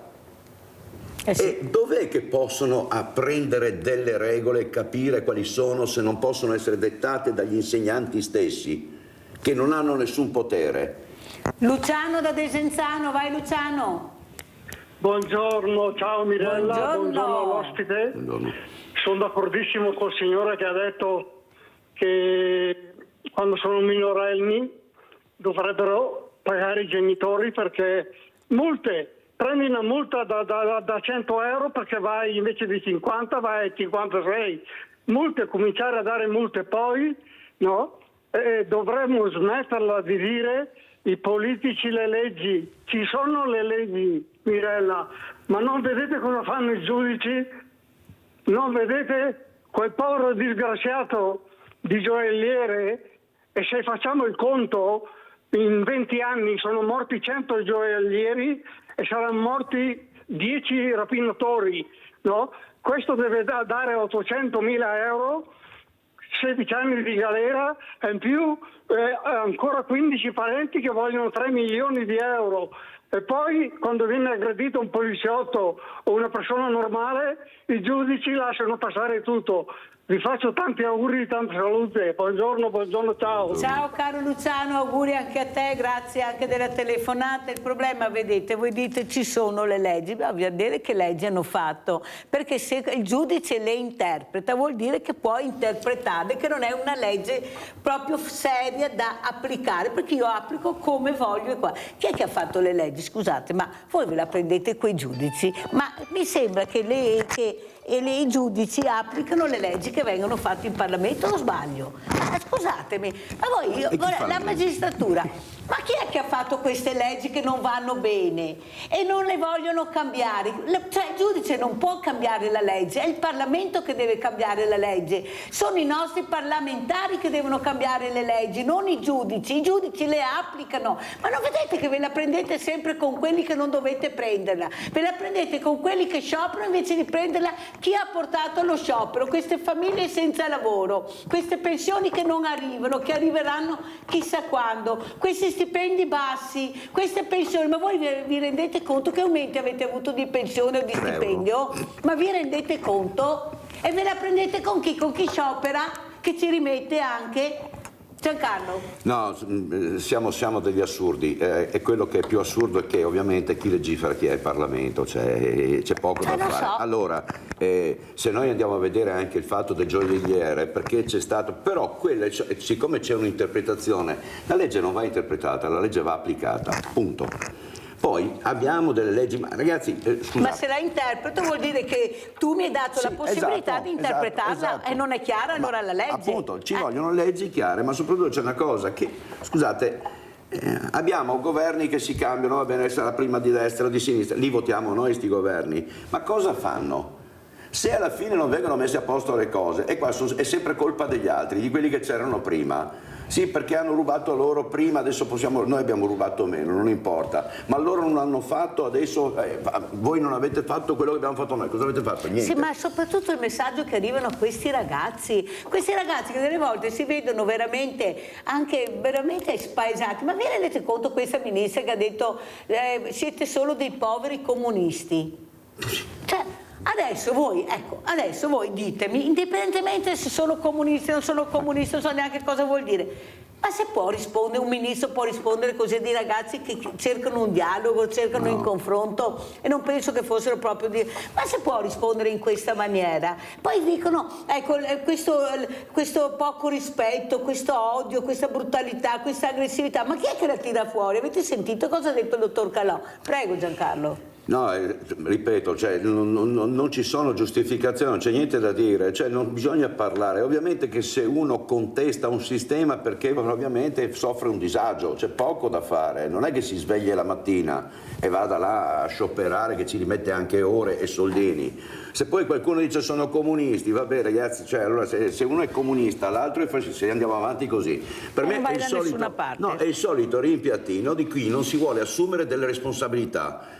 Perché l'assunzione di responsabilità porta ad avere anche credibilità e avere consensi. E allora ci dividiamo i consensi tra... Io mi ricordo, ho operato, diciamo, sotto un certo aspetto per avere consensi quando io lavoravo nei miei anni ancora, no? E c'era qualcuno che mi ha detto accontenta i contenti, va bene, e vai d'accordo con gli scontenti, quindi li hai messi a posto tutti. Cioè non funziona così, la vita non funziona così. Allora sentiamo due associazioni di categoria, così le sentiamo tutte e due. Andiamo a sentire servizio CISL, analisi redditi. Andiamo a sentire cosa dice la CISL.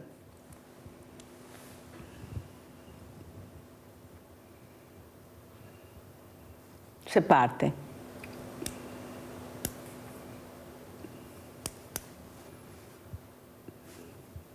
Allora, intanto che parte il servizio, no, perché il problema è anche questo, che ci si prende, eccola qua, il servizio, partiamo.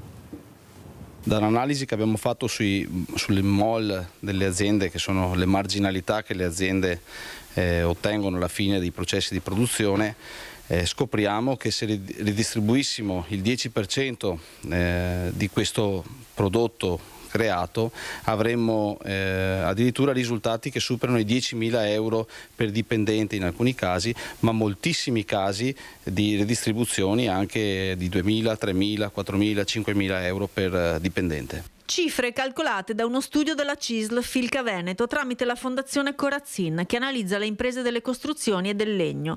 La legge, che prevede la partecipazione dei lavoratori alla gestione e alla redditività d'impresa, entrata in vigore a fine maggio, è basata sull'articolo 46 della Costituzione, oggi chiede solo di essere applicata, puntando sulla contrattazione sindacale come sua leva fondamentale. Nel Veneto ci sono 1.237 imprese in grado di applicare la legge, tra cui Setten Genesio e Carron tra i casi analizzati, e il 37% di queste potrebbe dare 2.500 euro in più in busta paga. Esempi virtuosi che già accadono in 7 paesi d'Europa, ma che qui stentano a decollare. La 3B di Salgareda potrebbe essere il primo esempio. In 3B, un'azienda di Salgareda del pannello, un'azienda del pannello che produce per Ikea, abbiamo inserito la partecipazione nella piattaforma ed è in fase di discussione. Partecipazione significa anche più sicurezza per i lavoratori, più coinvolgimento nei processi produttivi e gestionali, senza per questo dover pagare maggiori tasse. Ma perché un'azienda dovrebbe accettare di redistribuire i suoi margini? L'azienda non deve accettare, l'azienda deve capire il valore della partecipazione di un modello distributivo che migliori le condizioni sia salariali che di lavoro dei propri dipendenti, perché questo va a vantaggio di tutta la comunità. Il Veneto potrebbe fare scuola anche grazie ad alcune affermazioni del neopresidente Stefani. Il presidente Stefani ha fatto un'apertura importante quando ha dichiarato che vuole costituire il Consiglio regionale dell'economia, e noi pensiamo che quello sia uno strumento che può consentire questa applicazione della legge 76, ma non solo, ma di dare al Veneto una coprogettualità, coprogrammazione programmazione, condividendo, coinvolgendo tutte le parti in gioco, dall'università alla ricerca, agli imprenditori, alle parti sociali. Quindi se il buongiorno si vede dal mattino, noi siamo molto fiduciosi che si possa davvero scrivere una pagina nuova, innovativa di crescita e di sviluppo della nostra regione, attraverso anche la collaborazione forte con la nuova giunta del nuovo Consiglio regionale. Sentiamo da quale angolazione vede Paola da Campo San Piero. Vai Paola. Ciao Mirella, buona Ciao. giornata e auguri a tutti per le feste. Grazie. E cosa volevo dire? Ah sì, aspetta che devo fare un po' di ordine. Ieri sera mi sono fianta di là per guardare qualcosa in televisione e ho fatto zapping, là, giravo, no? E lì era Fast and Furious, non so che numero, non mi ricordo che numero, ecco. Ma mi puoi farne vedere qualcosa perché insomma riguarda un po' tutti, qualcosa di più istruttivo. Ci sono dei bei film, adesso mi viene in mente, è una cosa un po' delicata, non è da, ecco, i film dei Pasolini, Salò, le 120 giornate di Sodoma, perché devo vedere la storia finale dei Pasolini, che è un po' introspettiva, tutte queste cose qua, no? Ma capitolo primo è la merda servita sui vassoi d'argento. Capitolo secondo è la negretta che ha una relazione con un bianco che viene uccisa. E dopo capitolo terzo, che ho visto 50 anni fa, non sono riuscita a vedere, a fine le torture. Ecco, qualcosa anche di più costruttivo, dopo così le persone anche imparano a pensare con la propria testa, no?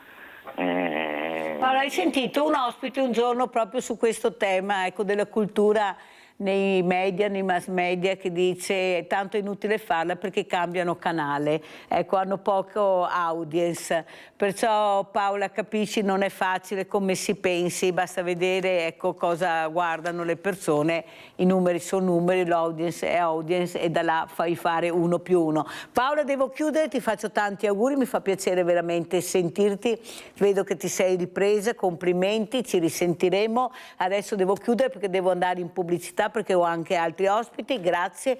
Allora Giancarlo, come chiudiamo? Con quale messaggio? Lasciatemi di speranza voi che entrate. Vediamo anche le immagini del baseball, che è molto bello, le immagini che abbiamo visto prima, intanto che il Giancarlo Rossi ci saluta. Ecco, vediamo anche queste immagini. Prego Giancarlo, ecco, che appello vuoi fare alla politica, agli amministratori? Dai questo campo di calcio a Giancarlo Rossi, per cortesia, di baseball, aspetta che non sbaglio, ma tra calcio, basket, rugby, ecco, anche un campo da baseball, anche soprattutto figure femminili, non da poco. Infatti noi abbiamo femminile. Cosa vuoi che ti dica? Io intanto auguro a tutti buon Natale, sicuramente un felice anno nuovo. Cosa vuoi che chieda la politica? Cosa vuoi che chieda? Cioè, mettetevi ragazzi, iniziamo a lavorare, i problemi li conoscete, andiamo a risolverli senza aver paura di pensare ai voti o praticamente di cosa potremo ottenere perché abbiamo ricevuto tot voti a destra, tot voti. Smettiamola di pianificare, fare progetti mastodontici dove spendiamo soldi per niente e non li utilizziamo dove dovrebbero essere utilizzati. Per carità, non voglio dire Milano Cortina, comunque andiamo a vedere realmente quali sono i problemi del paese e vediamo di risolverli, ma non a chiacchiere, con i fatti. Secondo il mio punto di vista, se noi andiamo avanti così e guardiamo la realtà, bene. Ai ragazzi dico solo una cosa, ragazzi, voi siete il futuro. E ricordatevi che sarete voi un domani a governare praticamente questa Italia o questo mondo. Se la pensate portando avanti con la violenza, nel non mancanza del rispetto delle regole, pensate che mondo che avrete domani. Cioè saremo allo sbando totale. Iniziate a metterci voi la testa e riprendete i più anziani o i più grandi o i genitori e riconduceteli loro sulla retta via. Fategli capire che il futuro è vostro e non andiamo a rovinarlo. Comunque grazie di cuore a tutti. Allora io ti regalo una per tua moglie Queste per le tue figlie, questo viene da Sabrina, dalla famiglia di Sabrina. Sabrina è su un letto d'ospedale, una guerriera, sta cercando di vincere.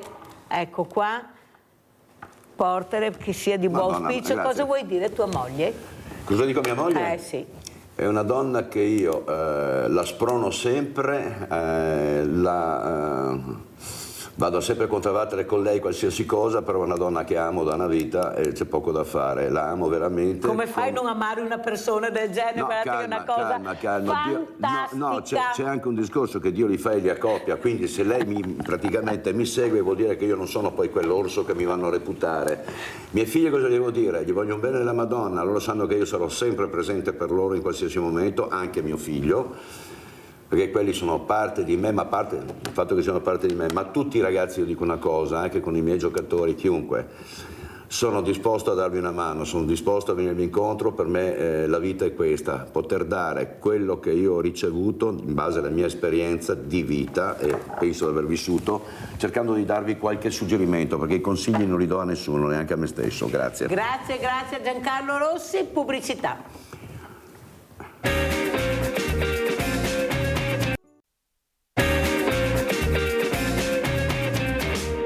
Allora, il presento altri due graditi ospiti, abbiamo in presenza il direttore dell'ISRA, il dottor Giorgio Pavan, saluto anche Daniele Pellizzardi, parleremo di truffe, parleremo anche come si può anche difendere queste persone diversamente giovani, come li chiamo io, il direttore li chiama anziani, ecco, da queste truffe di persone al di sopra di ogni sospetto, che si presentano come carabinieri, che si presentano come amici del parroco, di tutto e di più, forse in queste invece residenze per diversamente giovani, come li chiamo io, stanno molto bene, sono protetti. Ecco, cosa sta succedendo? Daniele Pellizzardi, con queste truffe da tutte le parti, non sai più dove salvarti, prego. Buongiorno intanto. Niente, c'è gente che fa questo lavoro e ogni giorno ne pensa una per poter vivere piuttosto. Purtroppo ci sono scuole che insegnano a truffare la gente. Esistono delle scuole dove insegnano come truffare la gente, ma in tutti i modi, L'unica cosa è non fidarsi mai di nessuno, questo è l'unico segreto. Allora, oltre al controllo del vicinato, perché Daniele Pellizzardi cercare anche di mettere la famosa goccia nel mare, cercando anche di capire cosa sta succedendo anche con le truffe? Perché il controllo del vicinato è un gruppo di persone che ritornate agli anni 50, 60, dove la gente creava il famoso cortile di zone, insomma, la famosa corte che una volta si mettevano e chiacchieravano. Ed era tutto sotto controllo. Sta cercando di creare questa comunità di persone dove invece di girarsi dall'altra parte cercano di vedere un po' più in là e far sì che certe cose non succedano. E le truffe servono queste cose contro le truffe servono per cercare di salvare gli anziani, perché sono loro che più delle volte vengono colpiti, perché li fanno prendere sempre sul discorso della paura, cioè far paura alla gente, minacciare la gente di pagare delle multe se non fanno certe cose, quello l'anziano si spaventa. Dottor Pavan, ecco, tutelare questa persona, questa fragilità che non riesce a capire che davanti a una persona diabolica che sta solo cercando di raggirarla, anche voi dovete stare attenti, non è così semplice, anche quando escono, perché voi date la possibilità anche di uscire, di prendere l'autobus, di prendere un aperitivo, fare 4 passi, la bellezza dell'Isra di essere anche all'interno di un centro storico, cosa non da poco, no? C'è un cimitero che la Mirella odia questi posti, io li metterei sempre sui centri storici, ecco, ma non importa. Allora, cos'è la fragilità e soprattutto dare sempre quell'occhio di riguardo per difenderla? Intanto buongiorno a tutti e grazie per l'invito. Intanto partiamo da una definizione, è un atto di vigliaccheria, cioè queste persone devono avere il senso della vergogna per ciò che stanno facendo. Perché quando, faccio una metafora che forse, quando vai ad assaltare una banca che non si deve fare, rischi in proprio, ma quando tu vai a rubare alla Croce Rossa sei un vigliacco, sei un animale, perché approfitti delle persone che non riescono a difendersi. E quindi questo è il primo elemento che va nel senso etico contro queste persone. Il secondo elemento è che già il controllo del vicinato sono gli strumenti, il controllo del vicinato assieme ad altre diciamo, certo. Possibilità e interventi, sono proprio gli strumenti per la creazione di una comunità a favore della protezione di ognuno, perché poi tutti possiamo avere bisogno in un dato momento, perché il momento di fragilità è tipico delle persone anziane, ma può capitare anche alle persone adulte. Quindi creare, come dire, mettere da parte alcuni elementi, ragionavamo prima, no? Il commercio della carne marcia, sei un criminale. Esatto. Sei un criminale e non sei furbo perché fai i soldi, e stiamo parlando di aziende magari anche importanti che fa grandi fatturati. No, 1 milione in più, capisci? Ti danno da mangiare carne marcia per prendere 1 milione in più, ma è la stessa cosa di coloro, no, che per comprarsi una cosa in più eccetera eccetera vanno a svaligiare la, come dire, la buona fede e anche la paura degli anziani. Da questo punto di vista io non ho grandi problemi per le persone che frequentano l'ISRA, perché l'ISRA è come un cappello, un ombrello durante la pioggia. Apri l'ombrello e ti proteggi. Noi sappiamo che dobbiamo tutelare le persone. Quando noi interveniamo a domicilio di 1100 persone nella provincia di Treviso. Nella provincia di Treviso chi va là non va solo a fare la spesa, ad accudire, ad alzare, ma butta l'occhio. Sentinella. Ma butta l'occhio, dice come va, entra in un rapporto fiduciario e, non lo dico, insomma, abbiamo fatto denunce.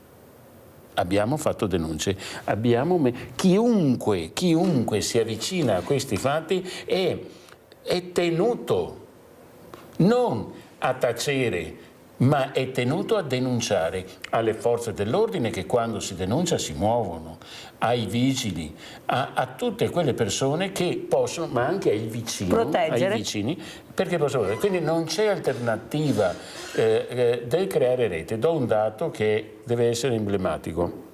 Nella provincia di Treviso, qui siamo a Treviso, no? Nella provincia di Treviso il 45% degli ultra 75 anni abita da solo. Immaginate che cosa può voler dire per una signora, detta in dialetto, una signoretta di 80 anni, casa da sola, con paura di tutto, con qualche che arriva una telefonata che il figlio ha fatto un incidente che adesso dobbiamo... Ecco, quindi dobbiamo informare e proteggere, informare e fare rete. Andiamo a vedere cifre, truffe, anziani e poi sentiamo come commenta Daniele Pellicciardi.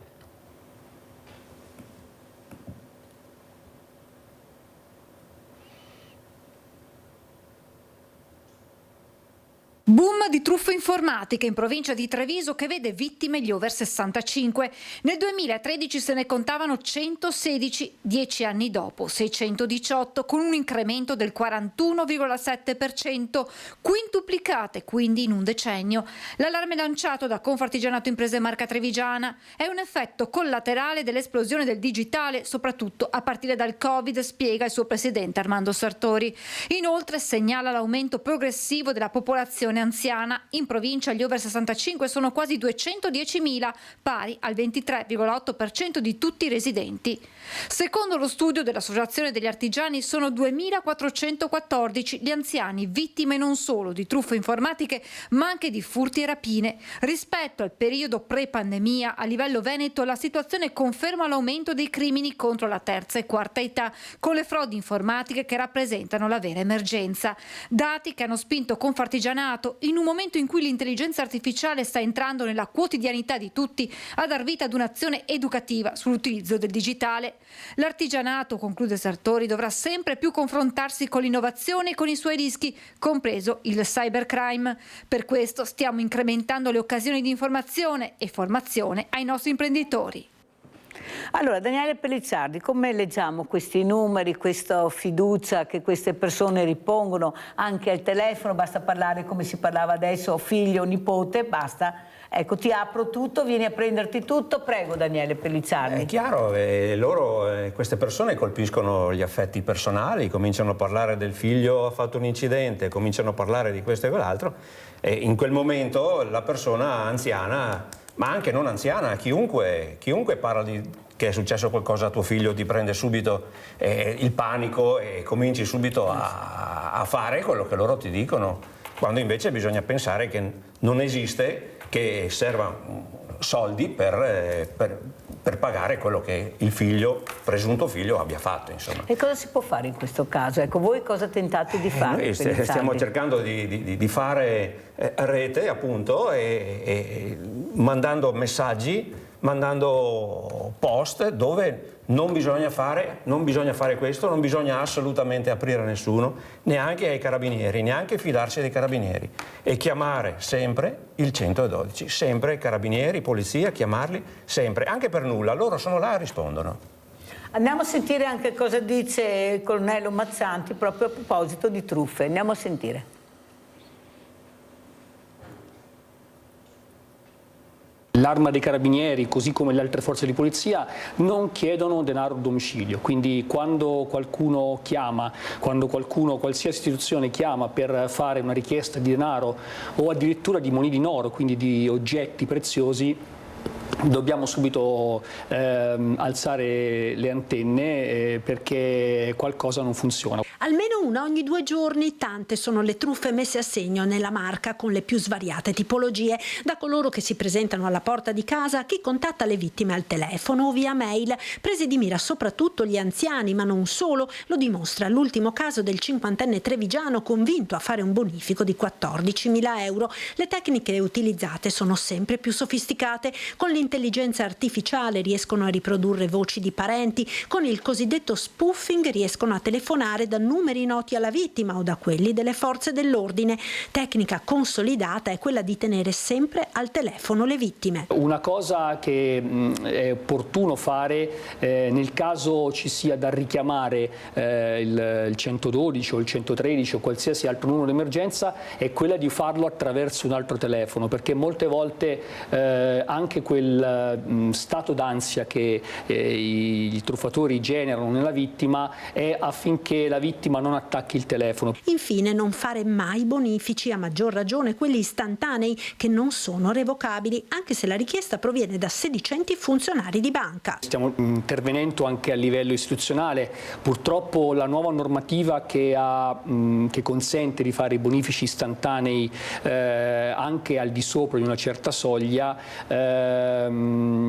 ha un po' agevolato questa attività, perché ci sono capitati casi di vittime che hanno fatto bonifici di decine di migliaia di euro in un'unica soluzione, cosa che prima non era consentita e che adesso invece ha portato anche alla disperazione, purtroppo, perché ci sono vittime che hanno messo nelle mani dei truffatori l'intero patrimonio di cui avevano a disposizione.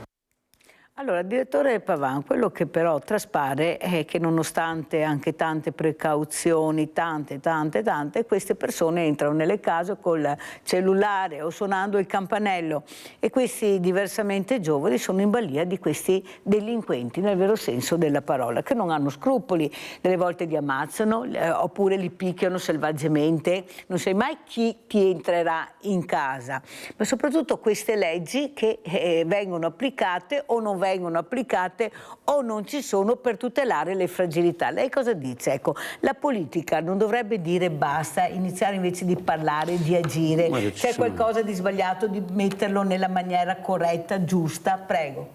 Sì, la prima cosa, bisogna certamente sviluppare il piano, diciamo, della prevenzione. La prevenzione vuol dire quello che fanno loro, certamente, che dobbiamo fare tutti, ovviamente. L'attenzione, suona un allarme, nessuno si muove. Nessuno apre la finestra, nessuno tira sulle tapparelle e guarda. Nessuno si muove. E questo è già di per sé un errore. Il secondo elemento, l'ha detto prima Mazzanti, quando a un certo punto bisogna dire a tutte queste persone no. no soldi, no bonifici, no aprire la porta, no. Perché io vedo che quando anche tanti anziani, 10, 20, 50 persone, dici le cose, il 30, il 40, il 50% alza le antenne e sta attento. Non c'è da dire che non serve, serve molto, serve perché tutto, serve poi tutto. quello che ci cade c'è sempre, ma dobbiamo anche dire che mentre prima ci cadevano in tanti, adesso c'è una maggiore attenzione e questo è positivo. Chiudo dicendo la certezza della pena e dico che i fatti la chiamano microcriminalità, per chi la subisce è macrocriminalità. Claudio da Marano Vicentino, poi continuiamo su calda la linea, vai Claudio. Sì, buongiorno a tutti. Buongiorno. Ricordo che il primo governo Berlusconi era il 1994, quindi già il secolo scorso. E certe leggi che si continua a richiedere per punire di più chi fa il furbo non vengono fatte. Ma perché non vengono fatte? Perché tornano utili per avere i voti, secondo me. Perché è assurdo pensare che c'è ancora il problema della polizia e dei carabinieri che mettono via una persona e poi la vedono fuori dopo qualche ora. Alla destra gli serve quella persona che va in giro a fare casino, perché prende i voti, perché prende la gente per la rabbia, e allora la gente è arrabbiata, vota alla destra.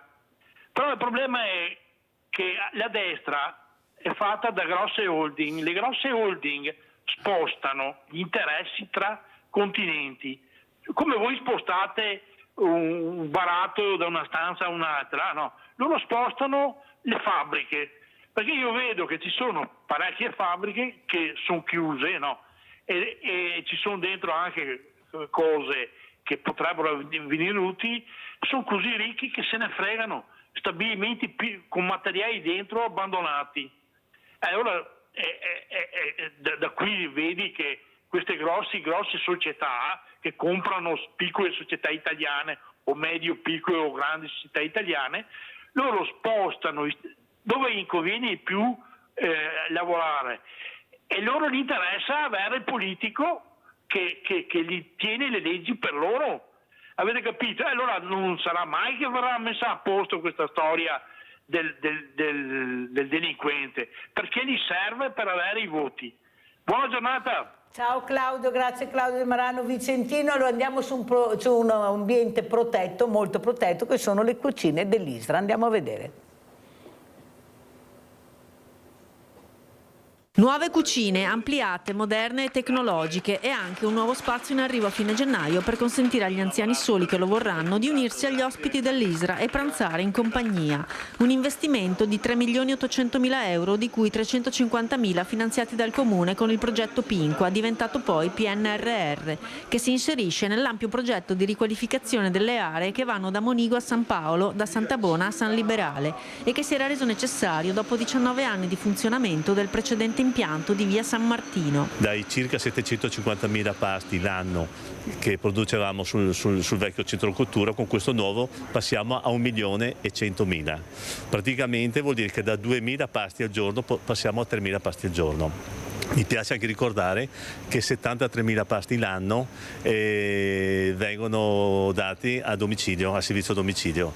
Questo servizio è iniziato nel 2017 e sta sempre più prendendo piede, perché purtroppo gli anziani soli a casa sono sempre di più. Macchinari all'ultimo grido e completamente gestibili anche da remoto, un fiore all'occhiello che amplia le capacità anche delle preparazioni di chi segue diete particolari. Frullatori da quasi 12 litri, per cui macchine imponenti e importanti.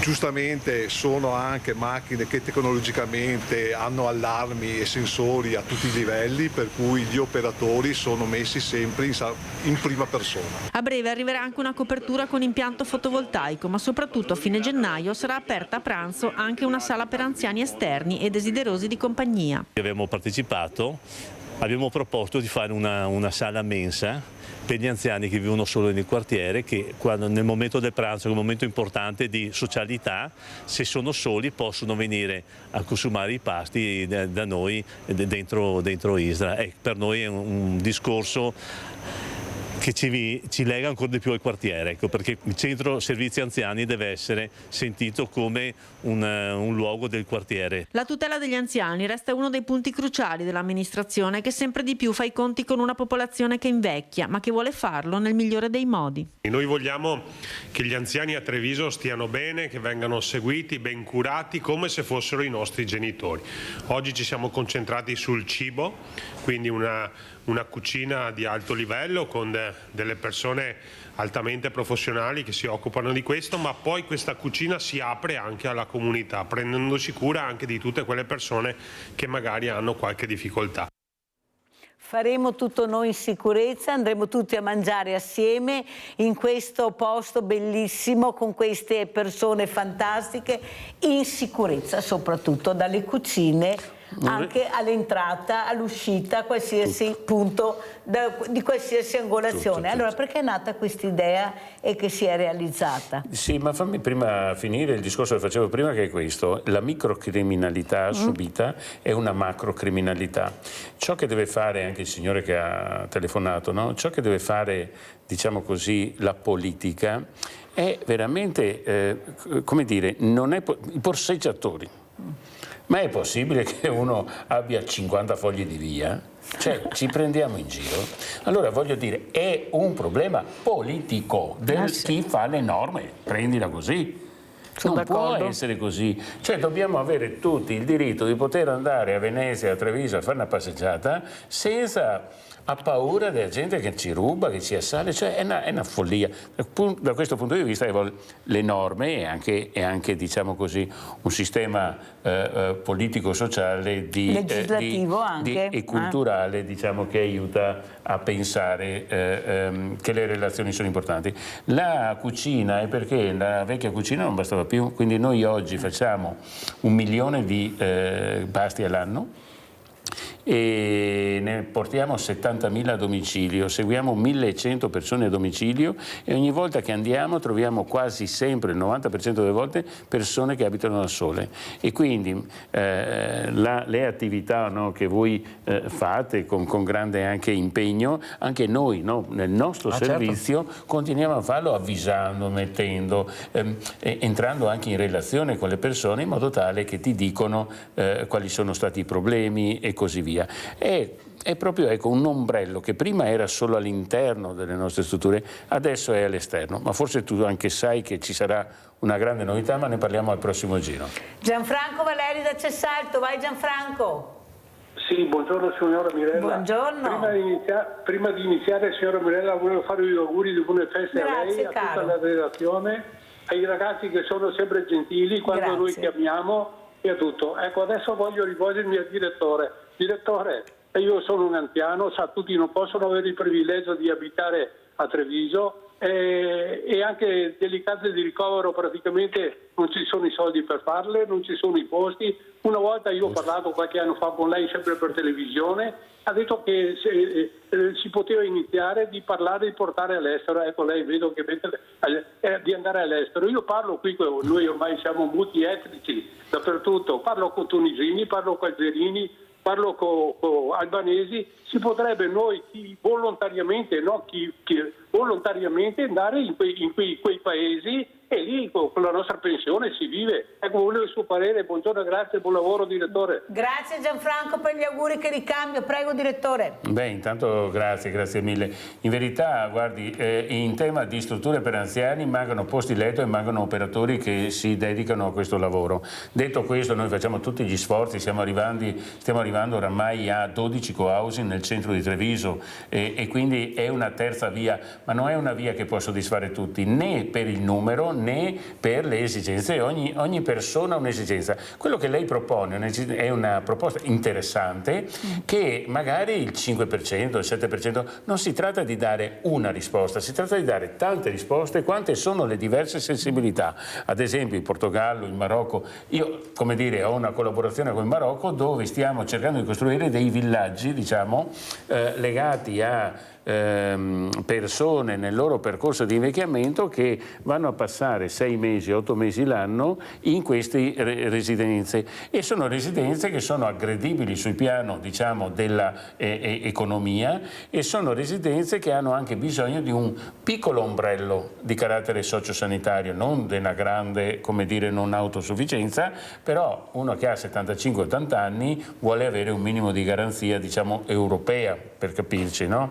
Allora stiamo di fatto organizzando queste cose e certamente ci vuole tempo, però ritengo di doverle dire questo: è facile buttarla tutta in politica e io sono tra i facilitoni e butto tutto in politica. Anch'io. Siamo così in arretrato su questa meravigliosa e dannata Italia, sull'invecchiamento siamo indietro di 20 anni. 20 anni a livello nazionale e a livello locale. Nadia da Treviso, veloce Nadia, sono in chiusura, vai.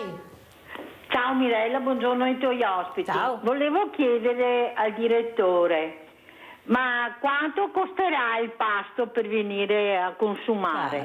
Grazie, arrivederci, buona giornata e auguri. Grazie Nadia. Ecco, Nadia avrebbe piacere di venire a mangiare al ristorante.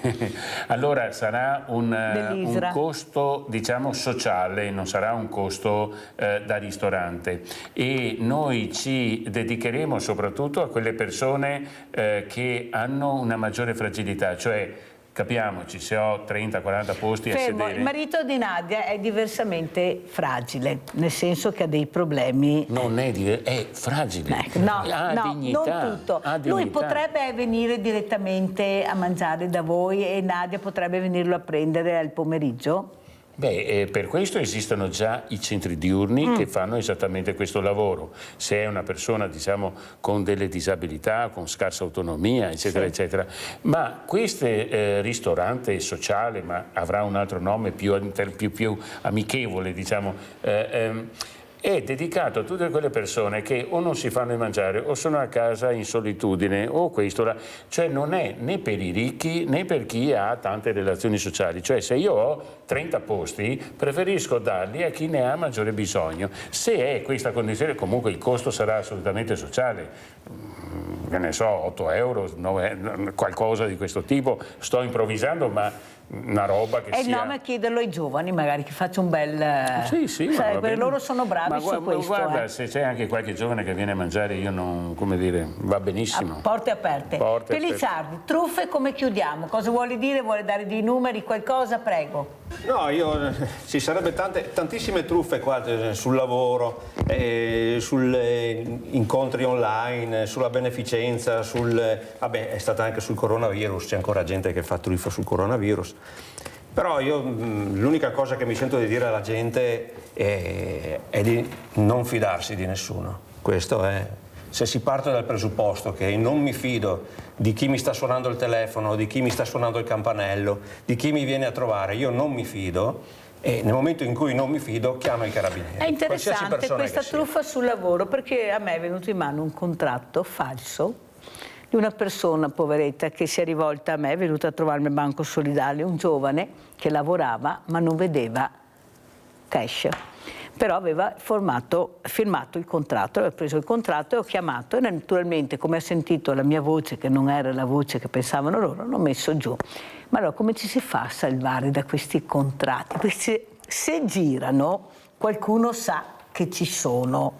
Allora vogliamo dire anche a queste persone che sarebbe ora di finirla, di accanirsi sulle fragilità, che non riescono neppure a capire che numero, dove firmano, come firmano, perché qua carne putrefatta, avete truffe sul lavoro, truffe a casa, truffe fuori. Ma Pellizzardi, vogliamo dirlo alla politica che deve cambiare registro e che bisogna applicare delle leggi severe ai delinquenti che fanno questo, come diceva giustamente il direttore, non sono cose da poco, sono cose che segnano queste persone. Prego. Bisognerebbe che la politica desse più carta bianca a chi è preposto per fare questo, ai carabinieri, polizia, dare più sicurezza che il tuo lavoro che stai facendo, tu poliziotto che vai a prendere una persona, sai che lo prendi e poi non si muove più da lì, non va più via, il giorno dopo non è già fuori.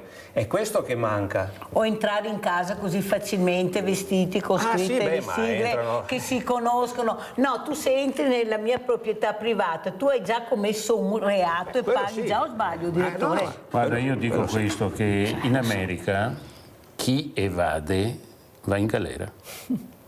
Chi evade qua viene premiato invece. Brava. Qua la microcriminalità, bisogna fare un lavoro certamente di educazione civica, eccetera, eccetera. Il lavoro di prevenzione va sempre fatto, è un tema culturale di una società che ha sempre pensato a far soldi a sbaffo e è passato in secondo luogo tutto ciò che riguarda il sociale, le relazioni, il volontariato. Detto questo, fatto salve tante persone ancora impegnate. Detto questo, è evidente che chi sbaglia deve pagare in qualche maniera, ma se non paghi mai non puoi nemmeno essere all'interno di un sistema. Ma se non abbiamo le leggi che fanno questo, perché non ci sono le leggi, ci sono le leggi, ma le leggi che abbiamo difendono queste persone, non c'è niente da fare. Ma adesso c'è il referendum. Non cambierà niente perché le leggi rimarranno. No, avete capito che ve la stanno girando in una maniera che non è giusta, o sbaglio? Daniele Pellicciardi, perché non è che la magistratura cambi adesso con questo referendum, non cambia niente, cambia per loro, per i posti. Non ho letto i quesiti del referendum, cioè non cambia niente. Sì, allora? Sì, non c'entra niente sulle cose della vita delle persone, questa è la sostanza. Non ne accelera, non fa niente assolutamente per noi. Come saluta Pellicciardi? Cosa vuole dire? Che appello vuole fare a proposito di truffe?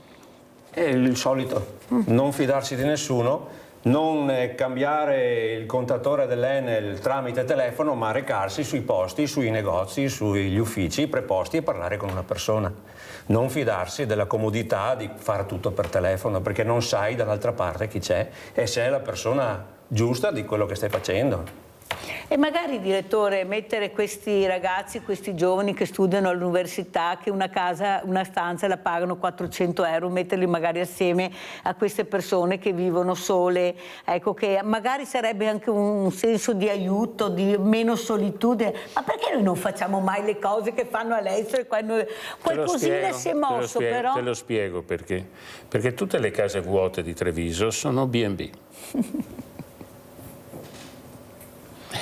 Non c'è un pathos, non c'è un'idea sociale.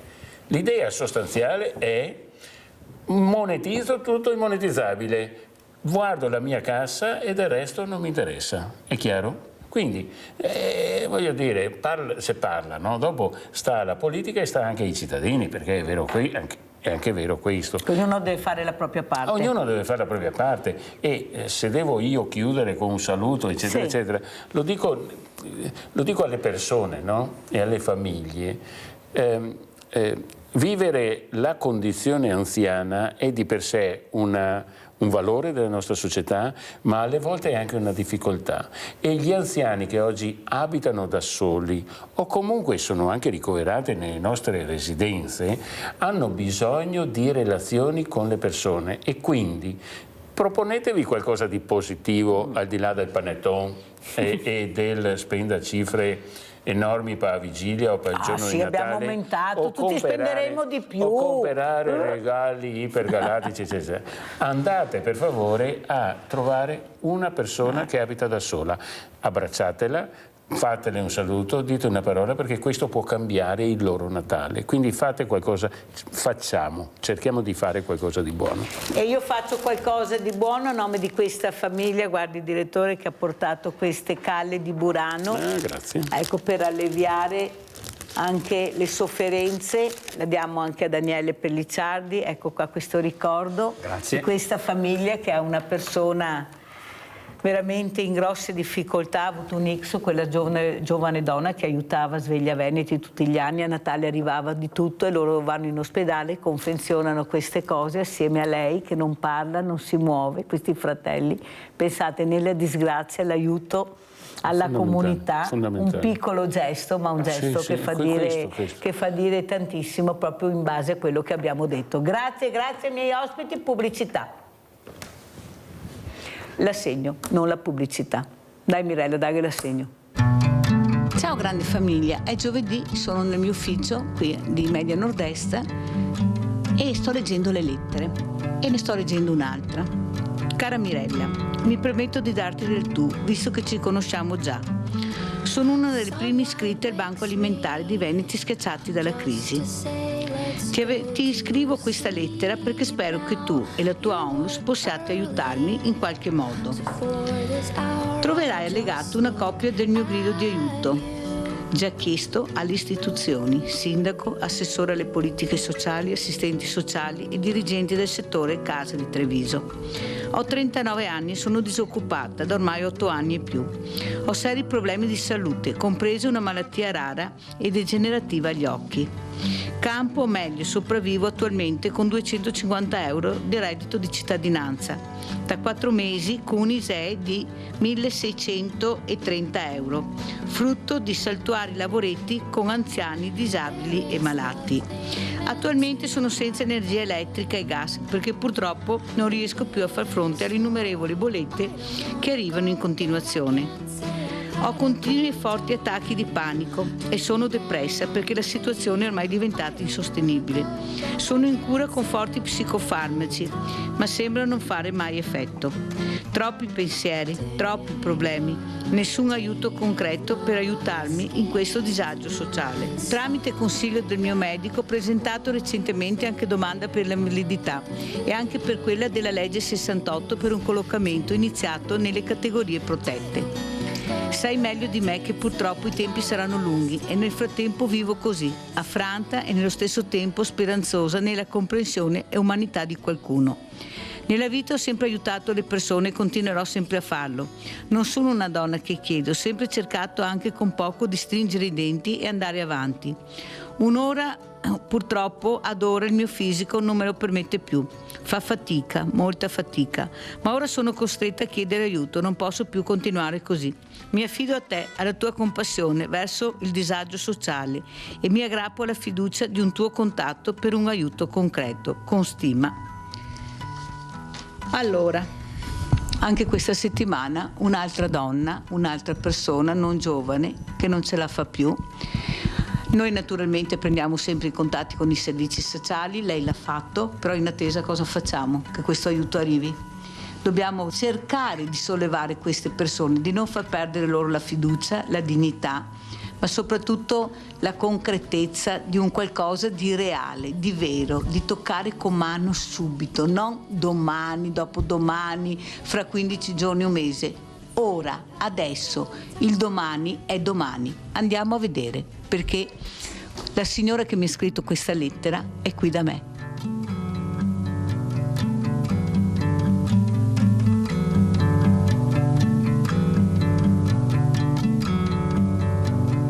Si chiama Janique, sono diversi anni che viene al Banco Solidale, sempre si è comportata benissimo, cercava di farcela in tutte maniere finché purtroppo è arrivato questo momento e lei non ce la fa più. 39 anni, tu hai sempre lavorato, cosa è successo? Allora raccontiamo. Allora, io qualche anno fa avevo scoperto 2 comunissime ernie, come tante persone le hanno.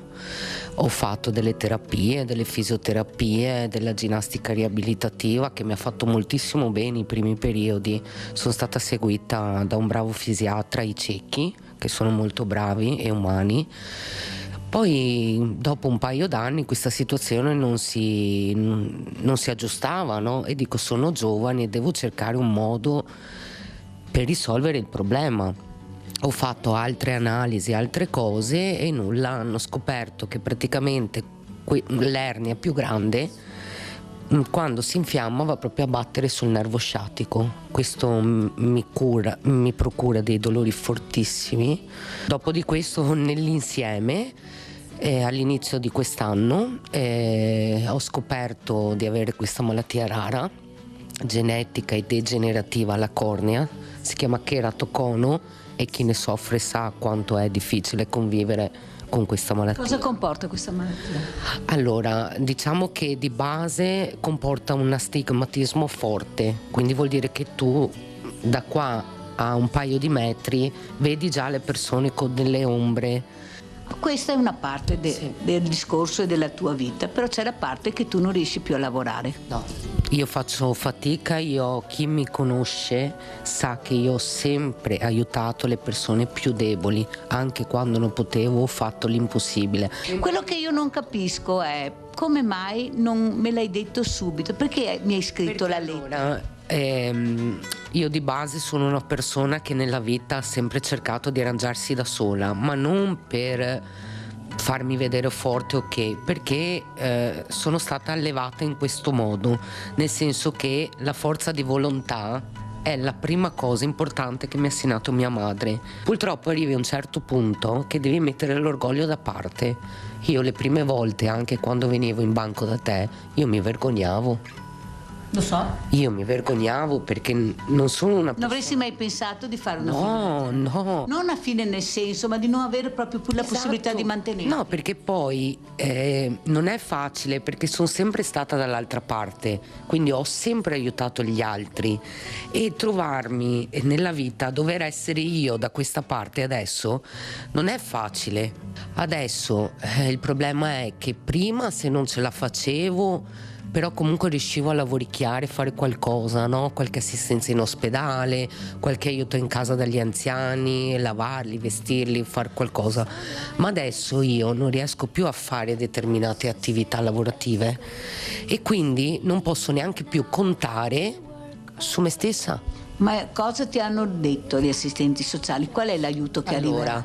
Adesso l'aiuto dovrebbe arrivare per qualche mese, perché come dicevi tu prima nella lettera, ho fatto domanda per l'invalidità civile e per entrare nelle categorie protette.